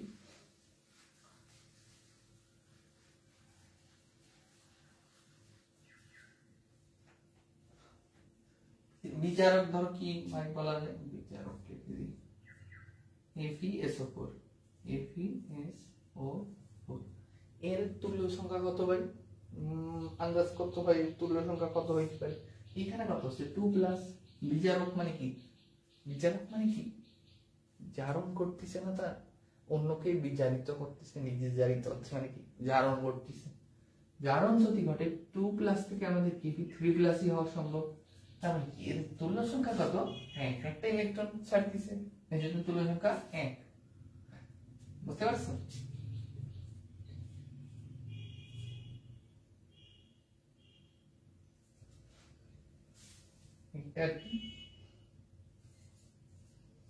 হ্যাঁ ভাই, এই জিনিসটা তো এর আগে যতগুলো ছিল ভাই সব তো আয়ন আকারে ছিল, এটা তো দুইটাই যোগ হয়ে গেল ভাই, কেমনে কি করব ভাই? কোনো বিষয় না, একেবারে ইজি। তুমি যদি চিন্তা করো, দেখো দুইটা হাইড্রোজেন মানে 2 প্লাস নিই, তার মানে কি 3 দুগুণে 6টা বাকি থাকে, মানে দুইটা মাইনাস করে দিয়ে কি তাহলে 3 3 দুগুণে 6, 6 ভাগ 2 মানে কি 3। এরা কার্বনের কত 3 ছিল, এখানে কত হয়েছে? কার্বনের 4 হয়েছে, তার মানে কি এখানে 1 হবে, কিন্তু এখানে 1 হবে না, যে দুইটা কার্বন আছে না, 2 দিয়ে গুণ দিয়ে 2 বলতে পারি, তাহলে এদের তুল্য সংখ্যা 2 হবে। কার্বনের এখানে আমাদের কত আছে? 4 প্লাস আছে না, জিজ্ঞাসা কত ছিল? 3 প্লাস ছিল। আমি কি বুঝাইতে পারতেছি যে আমরা যদি এর মেইন কেন্দ্রীয় পরমাণুর আমরা আগে আমরা কি বের করব? জারণ সংখ্যা বের করব। হ্যাঁ ভাই, যে আমরা জারণ সংখ্যা বের করলাম, কত আসছে? 3। ঠিক আছে ভাই, 3 আসছে। এই কার্বন ডাই অক্সাইডে পরিণত হচ্ছে অম্লের মাধ্যমে, এর জারণ সংখ্যা কত আসছে? 4। ওকে ভাই, তার মানে কি এর সিম্পলি 1 হয়ে যাওয়ার কথা, কিন্তু এই জায়গায় দুইটা কার্বন আছে, তার মানে কি এই যৌগের ক্ষেত্রে তার মানে কি তুল্য সংখ্যা কত হবে? 2। একেবারে ইজি না? মানে চিন্তা করতে পারলে একেবারে আমরা পুরোটা বের করতে পারতেছি। হ্যাঁ, একেবারে ইজি। একেবারে H2S, H2S এর ক্ষেত্রে তাহলে কি হবে ভাই? 2 প্লাস ছিল, কেন এই জায়গায় কতটুকু কত হবে? এর ক্ষেত্রে S হয়ে গেল, এর ক্ষেত্রে S হয়ে গেল। এখানে কি ছিল? এটা তো প্লাস ছিল, তার মানে এটা 2 মাইনাস ছিল, এখানে এটা 0 হয়ে গেছে। দেখো কি 2 মাইনাস ছিল মানে কি 2 ধাপ পিছনে ছিল, এখন 0 হয়ে গেছে। 0 দেখে বাবা কি হইলো ভাই? বিমোশন ঘটে গেল না? না, ওর তো প্রমোশন হচ্ছে, এখান থেকে মাইনাস থেকে মানে 2 পজিটিভ মানে -2 + 2 করলে তো 0 আসছিল, মানে কি দুইটা সাইডে দিচ্ছে, তার মানে তুল্য সংখ্যা 2। বুঝতে পারছো না? এই জায়গা আসলে কি বোঝানো হয়েছে? এই তো ভেরি গুড। হ্যাঁ হ্যাঁ, এই যে আমরা পুরোপুরি যে জারণ বিজারণ অম্লীয় মাধ্যমে কি করতেছে আমরা যে পুরোপুরি বুঝতে পারছি, আমাদের অর্ধেক কাজ শেষ। জারণ বিজারণের মেন বিক্রিয়া সমতাকরণে আমাদের অর্ধেক কাজ শেষ হয়ে গিয়েছে। তাইলে আমাদের বাকি কি আমরা কি শিখবো? সমতাকরণ শিখবো। ওকে ওকে, আমরা সমতাকরণের ক্ষেত্রে একটা ম্যাজিক ফর্মুলা টাইপের অ্যাপ্লাই করব। কেমন ভাই? তার আগে ধরো কি আমরা একটা ধরো সমতাকরণের ক্ষেত্রে বলে দিই যে কোনটা কোনটা করব। ধরো FeSO4 প্লাস K1 K2O2 ওইটাও দিবেন, K2Cr2O7 ওইটা দিয়েও করে দেবো। ওকে, কোন প্যারা নেই। আর এটা ধরি H2SO4 এর এই যে আমরা যেটা একটু আগেই বের করলাম না, আমাদের কি ছিল? তুমি এটা দেখেই বুঝতে পারছো যে এখানে 2 প্লাস Fe, এখানে K1 ওভার কি 5 প্লাস, একটু আগে আমরা বের করতেছিলাম। আমরা একটু আগেই দেখতেছিলাম অম্লীয় মাধ্যমে কি আমাদের এই Mn 5 প্লাস থেকে কত ছিল? 2 প্লাস ছিল। আর Fe 2 প্লাস থেকে কত ছিল? 3 প্লাস ছিল। তাহলে এটা আমরা লিখতেই পারি যে Fe 3 প্লাস। আর 3 প্লাসের সাথে কত মানে কোনটা আর কি যোগ হবে আমরা কি জানি? আমরা জানি না, এমনি শুধু জানি এটা 3 প্লাস হবে। এটা 5 প্লাস থেকে কত হবে? 2 প্লাস হবে। এখানে জানি না কি কি করবে। তা আমরা এই সমতাকরণের ক্ষেত্রে মানে কোর্স যে নিয়মগুলো ফলো করব ম্যাজিকের মতো কাজ করবে পুরো। ওকে, আমরা আসলে কি করব? প্রথম স্টেপ জানো কি? আমাদের জারণ, তারপরে বিজারণ ও কোষ বিক্রিয়াটা লিখব। কোষ বিক্রিয়াটা লিখব।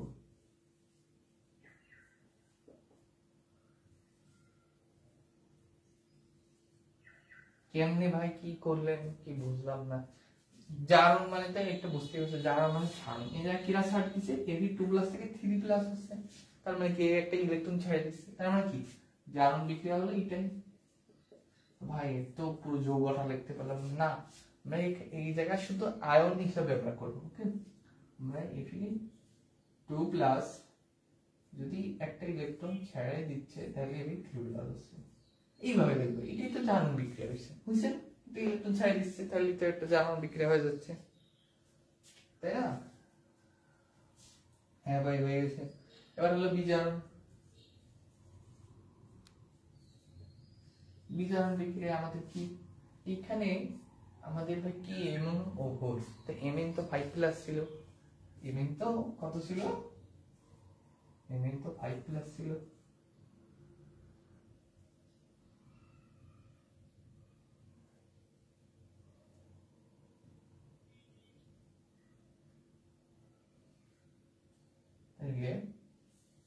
আমাদের Mn 2 প্লাস হয়েছে। আমাদের এখানে এটা এরকম ভাবে না লিখে না, আমরা কেমন লিখবো? কেমনে লেখা যায় এটা?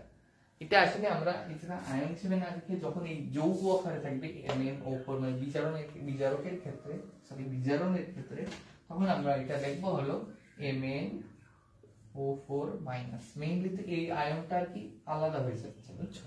এই আয়নটা আলাদা হয়ে যাচ্ছে। এখানে Mn4 মাইনাস, তার মানে এটা 7 প্লাস হয়ে যাচ্ছে। তাইলে এটা যদি 2 প্লাস নিয়ে যায় তাহলে মানে কি 5টা ইলেকট্রন গ্রহণ করতে হবে, তাই না? 7 প্লাস থেকে 2 প্লাসে যেতে হলে 5টা ইলেকট্রন গ্রহণ করতে হবে। এখানে আমরা আয়ন হিসেবে লিখবো, এখানে যৌগ হিসেবে লিখবো। ওকে, পরীক্ষার খাতায় এইভাবে লিখবো। আমি যেভাবে লিখে দিচ্ছি, যেভাবে তোমাদের টেকনিক শেখাচ্ছি সেইভাবে সম্পূর্ণভাবে লিখবো, তাইলে স্যার পুরোপুরি নাম্বার দিবে। কেমনে ভাই? প্রথমে জারণ তো লিখলাম, Fe2 প্লাস থেকে 3 প্লাস হইতো, ঠিক আছে? যেহেতু এইটা ছিল কোনো বিষয় না, এটা তো আলাদাভাবে 2 প্লাস হয়ে যাচ্ছিল, তাই এই জায়গা তো Mn 7 প্লাস থেকে 5টা ইলেকট্রন গ্রহণ করে Mn 2 প্লাস হয়ে যাচ্ছে। তাইলে এর কোষ বিক্রিয়াটা এখন লিখবো। ওই কোষ বিক্রিয়া কেমনে লিখে তো জানি না, এখনই শিখিয়ে দিচ্ছি। এই কোষ বিক্রিয়াটা তাই আমাদের প্রথম স্টেপে তো আমরা জারণ বিজারণ লিখে ফেললাম, আর বাকি আছে কি কোষ বিক্রিয়া। মানে এই কোষ বিক্রিয়াটা কেমনে লিখে ভাই? এইগুলো আর কি। আরেকটা জিনিস হলো কি যে আমরা এই জায়গায় 5টা ইলেকট্রন থেকে দিছি, ওকে, তা এর উপরে তো একটা ইলেকট্রন হয়ে গেছে, এই জায়গায় একটা তফাৎ ঘটে যাচ্ছে না, মানে ইলেকট্রন গ্রহণ ত্যাগের ভিতরে একটা ডিফারেন্স চলে আসতেছে না। এইটা সমতা করার জন্য আমরা 5টা ইলেকট্রন নেব, তাহলে কি 5টা Fe2+ মিলেই তো, মানে Fe2+ই তো 5টা ইলেকট্রন দিবে, তখনই না 5টা Fe3+ হবে। ওকে, বুঝতে পারছো আমার কথা? 5টা ইলেকট্রন ত্যাগ করলেই তো, মানে ত্যাগ করলেই তো এই দুইটা মিলে যাচ্ছে, অটোমেটিক এটা আমাদের কাটা হয়ে যাচ্ছে। এখন এই দুটো কাটা দিয়ে দেবো, তাইলে এখন এমনি লিখতে পারি যে কি 5Fe2+ প্লাস Mn O4-। ওকে, এই জায়গা তো 5 লেখা লাগেনি, কারণ এই একটাই তো 5টা ইলেকট্রন ত্যাগ করে দিচ্ছে। ওকে, 5টা ইলেকট্রন গ্রহণ করে ফেলতেছে, গ্রহণ করতেছে একাই, একটা যৌগকে গ্রহণ করতেছে, তাই 4 লাগতেছে না, 5টা সেম করেছি, এখানে একটাই করতেছিল, এই জন্য উপরে সব 5 দিয়ে দিয়ে রয়েছে। 5টা Fe2+ তো 5টা ইলেকট্রন মানে ত্যাগ করবে এবং 5টা Fe3+ বানায় নিবে। এখন এটা বানানোর পর তোমরা যদি দেখো, তাহলে এই দুইটা তো একপাশে ইলেকট্রন দেন, তাহলে এই দুইটা বাকি থাকে, তাহলে কি 5 Fe3+ প্লাস Mn2+। ওকে, আমাদের এইটাই হলো প্রতিক্রিয়া, মানে এইটার যে কি বলে, আমরা যে টোটাল বাংলা হিসাব করলাম সেটাকে আর কি লিখে দিচ্ছি আর কি, এই দুইটার বাংলা হিসাবটা এটা লিখছি, এটাই হলো কৌণিক বিক্রিয়া, একেবারে ইজি। এখন এর পরের স্টেপটা কি হবে ভাই, এই সমতাকরণ, এটা ঠিক আছে, সমতাকরণ।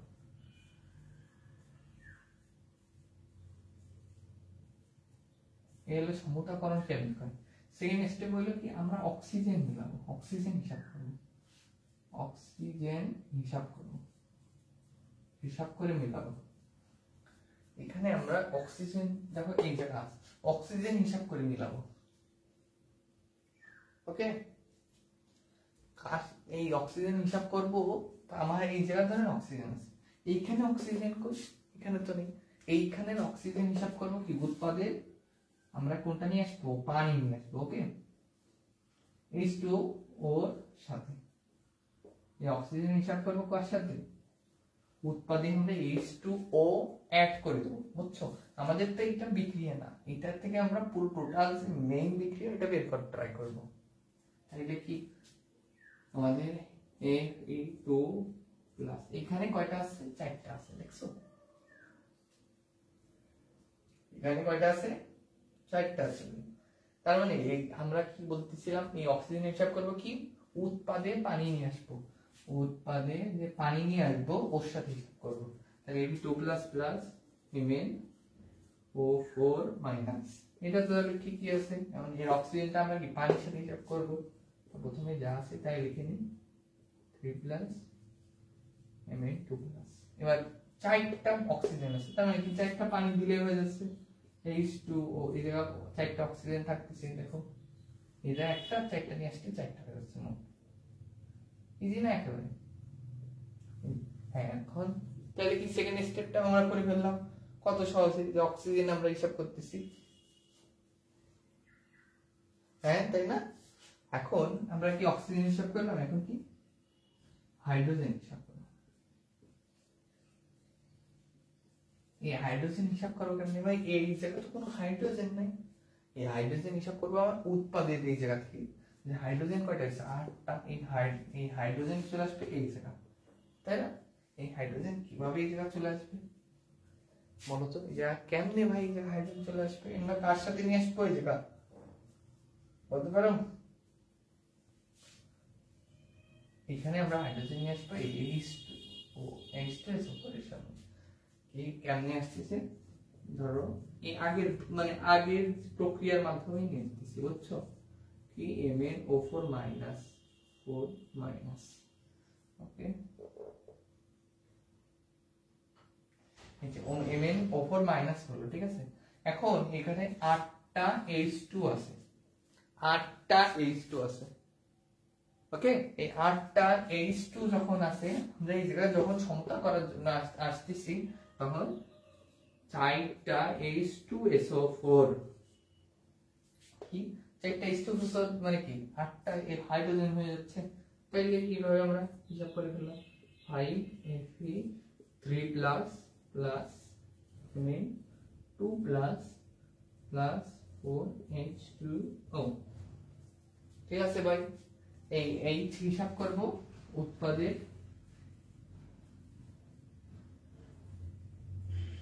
এটা কিন্তু উৎপাদে এই হিসাব করব, যেটা এই হিসাব করব বিক্রিয়কের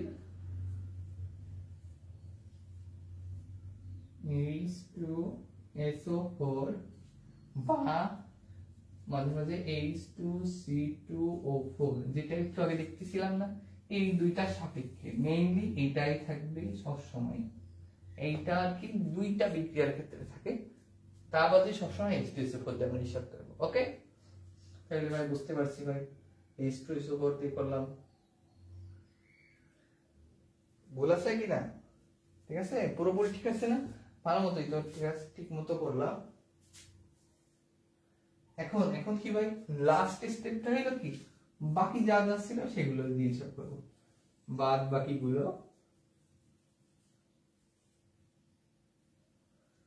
বাকিগুলো এইভাবে হিসাব করব।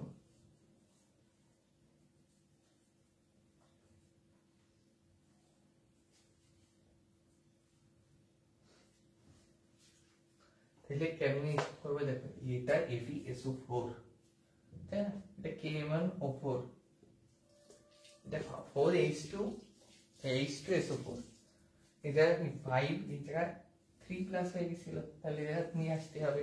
এই 2 প্লাস ছিল, এটাও নিয়ে আসতে হবে। ওকে, আমরা তো বুঝতে পারতেছি আশা করি। এই যে এই দুইটা এই ক্ষেত্রে তো আছে ভাই, এই ক্ষেত্রে তো আমরা জানি এই যে প্লাসটা ওকে আমরা এখন আয়ন আকারে না রেখে কি করব, আমরা বাকিগুলো মানে কি এই যে SO4 এই K প্লাস দেন এই পাশে যা মানে প্রয়োজন আছে, মানে কি এটাকে আয়ন হিসেবে না রাখি দিয়ে যৌগেতে নিয়ে নেব। তাহলে এটাকে আমরা ডাইরেক্ট লিখতে পারি 5FeSO4, ওকে, KMnO4 প্লাস 4H2SO4। এটাকে যদি লিখি তাহলে কি আসে, 5Fe, এই দেখো আমাদের এখানে SO4 ছিল, যদি এখানে কি SO4 আসবে, তাই না? কথা বুঝছো? আমাদের এই জায়গায় SO4 ছিল, তাহলে এখানে কি হবে SO4 Fe2, এটা SO3, এভাবে লেখে না? বুঝতে পারছো? হ্যাঁ ভাই, একেবারে ইজি, বোঝা যাচ্ছে। কিন্তু একটা হিসাব দেখো, আমরা তো এইভাবে যদি লিখি তাহলে আমাদের লেখা তো একটু ভুল হয়ে যাচ্ছে। কেমনে ভাই, এখানে 5 গুণিত 10টা হয়ে যাচ্ছে, কিন্তু আমাদের থাকা উচিত ছিল কত, 5টা, আমাদের 10টা হওয়া উচিত হবে। তাইলে আমরা করতে পারি কি, এটা 5/2 লিখতে পারি, তাই না? তাই 5/2 যদি করি তাহলে দ্বিগুণ করলে 5টা থেকে যাচ্ছে। ওকে, Mn এর এই জায়গায় কি থাকবে, Mn2 প্লাস এর জায়গায় কি আসবে বলো তো?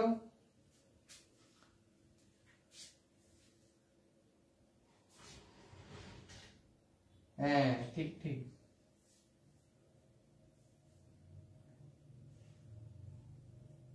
এখানে দেখো MnO4, এখানে খালি K প্লাস ছিল, এখানে তাহলে কি আসবে, এটা 2 প্লাস আছে, তার মানে এখানে কিছু একটা অবশ্যই পরিবর্তন হবে। এই জায়গায় পরিবর্তন না করলেও আমরা পারতেছিলাম।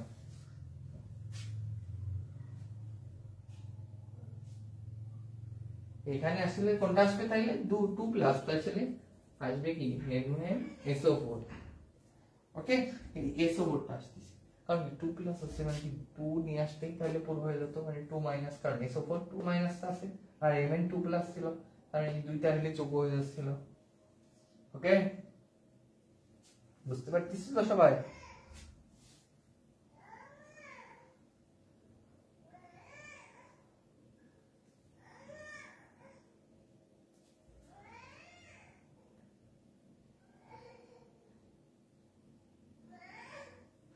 তোমরা আমার যারা এখনো যুক্ত আছো তাদের জন্য আমার শুভকামনা তাদের আসলে।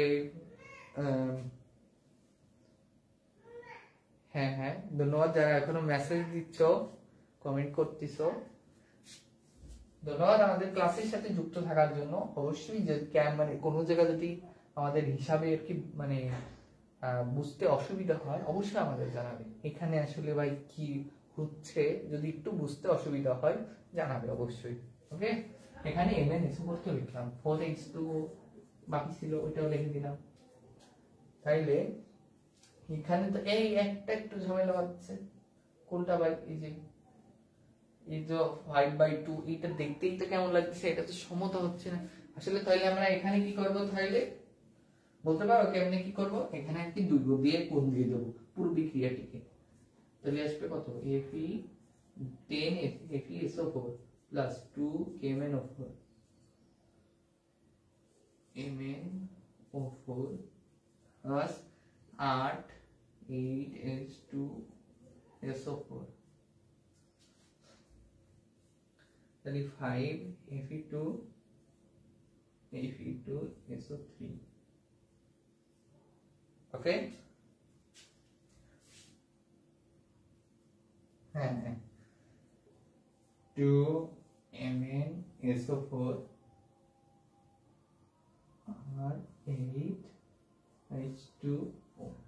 এখন তুমি এই লাইনটা থেকে যে কোনো উৎপাদক বিক্রিয়কে যে কোনো মৌলের ক্ষেত্রে যদি তুমি হিসাব করে দেখো, কোনটা যদি কম বা বেশি হয় তাহলে কি বলবো মানে পুরোটা সমতা হয়ে গেছে।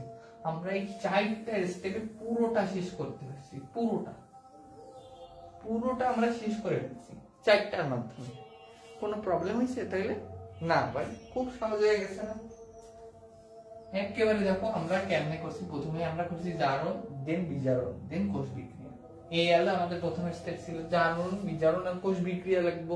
একেবারে যা ইজি, একেবারে 9 10 থেকে এটা আমরা করে আসছি।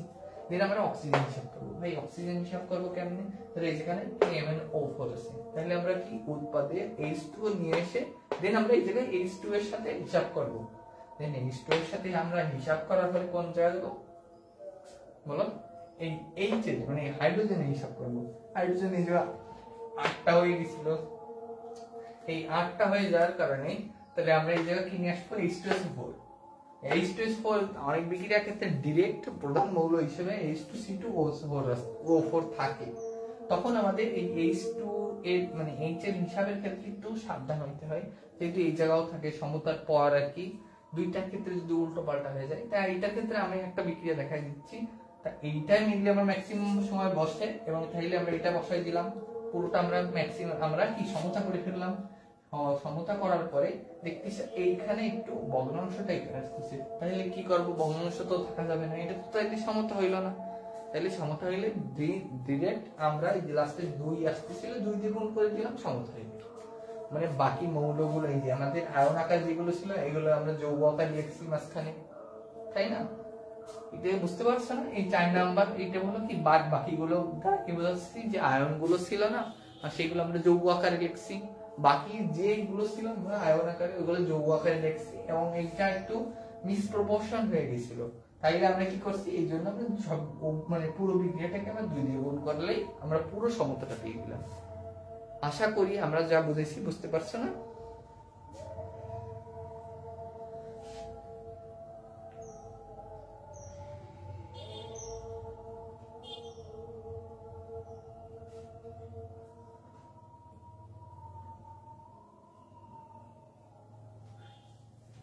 ওকে, পুরো একটা বিক্রিয়া এই যে সমতাকরণে আমরা পুরোটাই যে দেখালাম, এই স্টেপ গুলো ফলো করলেই তোমাদের এই সমতাকরণে কোনো প্রকার আর প্রবলেম হবে না। তাইলে আমরা প্রথমেই কি করব? এই সমতাকরণের ক্ষেত্রে প্রথমে আগে জারণ বিক্রিয়া ঘটাবো, দেন বিজারণ বিক্রিয়া ঘটাবো, দেন কি এই কোষ বিক্রিয়াটা দেখবো। কোষ বিক্রিয়াটা কি আমরা 9 10 সবাই শিখে আসছি, যে বাংলা হিসাবটা ছিল আমাদের বিক্রিয়ার ক্ষেত্রে, বাংলা হিসাবটা লিখতেছিলাম। দেন আমরা কোনটা করব? দেন অক্সিজেন আমরা কি অক্সিজেন আমরা সমতাকরণ করব। তা ভাই আমাদের অক্সিজেন তো আমাদের উৎপাদের এই জায়গায় কোনো অক্সিজেনের সোর্স নাই, কেমনে আমরা অক্সিজেন হিসাব করব? সেখানে আমরা কোনটা নিয়ে আসবো? পানি নিয়ে আসবো। এই উৎপাদের পানি মেশার পরে আমরা কি এখানে অক্সিজেন হিসাব করছি। অক্সিজেন হিসাব শেষ, ঠিক আছে ভাই বললাম। এখন কি হিসাব করব? এখন হাইড্রোজেন হিসাব করব। আমাদের বিক্রিয়কে তো এখন ভাই কোনো হাইড্রোজেন নেই, তাহলে আমরা কেমনে হাইড্রোজেন হিসাব করব? মেইনলি আমরা কোনটা নিয়ে আসবো? H2SO4 বা সালফিউরিক অ্যাসিডটা নিয়ে আসবো। নিয়ে এসে পানি দেখো যেটা আমাদের কি বাইরে যাচ্ছিল, আমাদের হাইড্রোজেন চলে আসতেছিল সমতাকরণের ক্ষেত্রে। এখন এই জায়গা থেকে আমরা মানে সালফিউরিক অ্যাসিডের সমতাকরণের মাধ্যমে আমাদের কি হাইড্রোজেনের হিসাবও পুরোটা করে ফেললাম। হ্যাঁ, হাইড্রোজেন হিসাব পুরোটা করার পরে বাকি যেইগুলো ছিল, ধরো আমাদের এতক্ষণ যেগুলো ছিল একটু আগে সব আর কি আয়ন আকারে ছিল। হ্যাঁ, আয়ন আকারে ছিল। তাহলে কি করব? সে বাকি যে যৌগগুলো মানে বাকিগুলো যে আয়ন আকারে যে মানে যৌগগুলো ছিল, সেইগুলো আমাদের আয়ন আকারে যেগুলো ছিল সেটারে আমরা যৌগতে নিয়ে দেবো। বুঝতে পারছো? উপরে আমরা যেটা আর কি শেষ করতে চাইছিলাম, সেই যৌগতে নিয়ে যাওয়ার পরে আমরা ডিরেক্ট একটি পিওর ক্যালকুলেশন করলাম যে এই জায়গায় ভগ্নাংশ অনেক সময় আসবে না ভগ্নাংশ, তাহলে ওই লাইনে শেষ। ভগ্নাংশ এসেছিল ধরো 5/2 বা 5/3, তাহলে নিচে এটা এসে ওইটা দিয়ে পুরো বিক্রিয়াটাকে গুণ করে দিলে পুরোটা শেষ হয়ে যাবে। আশা করি পুরো জারণ বিজারণের সমতাকরণ সহ সব পুরোপুরি তোমাদের শেষ। কোনো রকম যদি কোনো কোশ্চেন থাকে অবশ্যই আমাদের জানাই দিবে আমাদের এই পেজে। আর যারা যারা কমেন্ট করতেছো ধন্যবাদ এখন পর্যন্ত ক্লাসে থাকার জন্য। এই 3 অধ্যায় রিলেটেড যদি কোনো প্রকার প্রবলেম থাকে অবশ্যই আমাকে জানাবে, তাহলে আমি দরকার হলে আরো একটা এক্সট্রা ক্লাস নেব, তাতে আমাদের কোনো প্রবলেম নেই, কিন্তু তোমাদের যেন কোনো প্রবলেম না থাকে। আর আজকে চেষ্টা করছি যতটুকু বোঝানোর, আশা করি বুঝতে পারছো। তা আজকে এই পর্যন্তই, তোমরা ভালো থেকো। আর কোনো প্রবলেম থাকলে আমাদের অবশ্যই জানাই দিও Know More Academy page, Facebook পেজে আর মেসেঞ্জার গ্রুপে। ধন্যবাদ, আসসালামু আলাইকুম।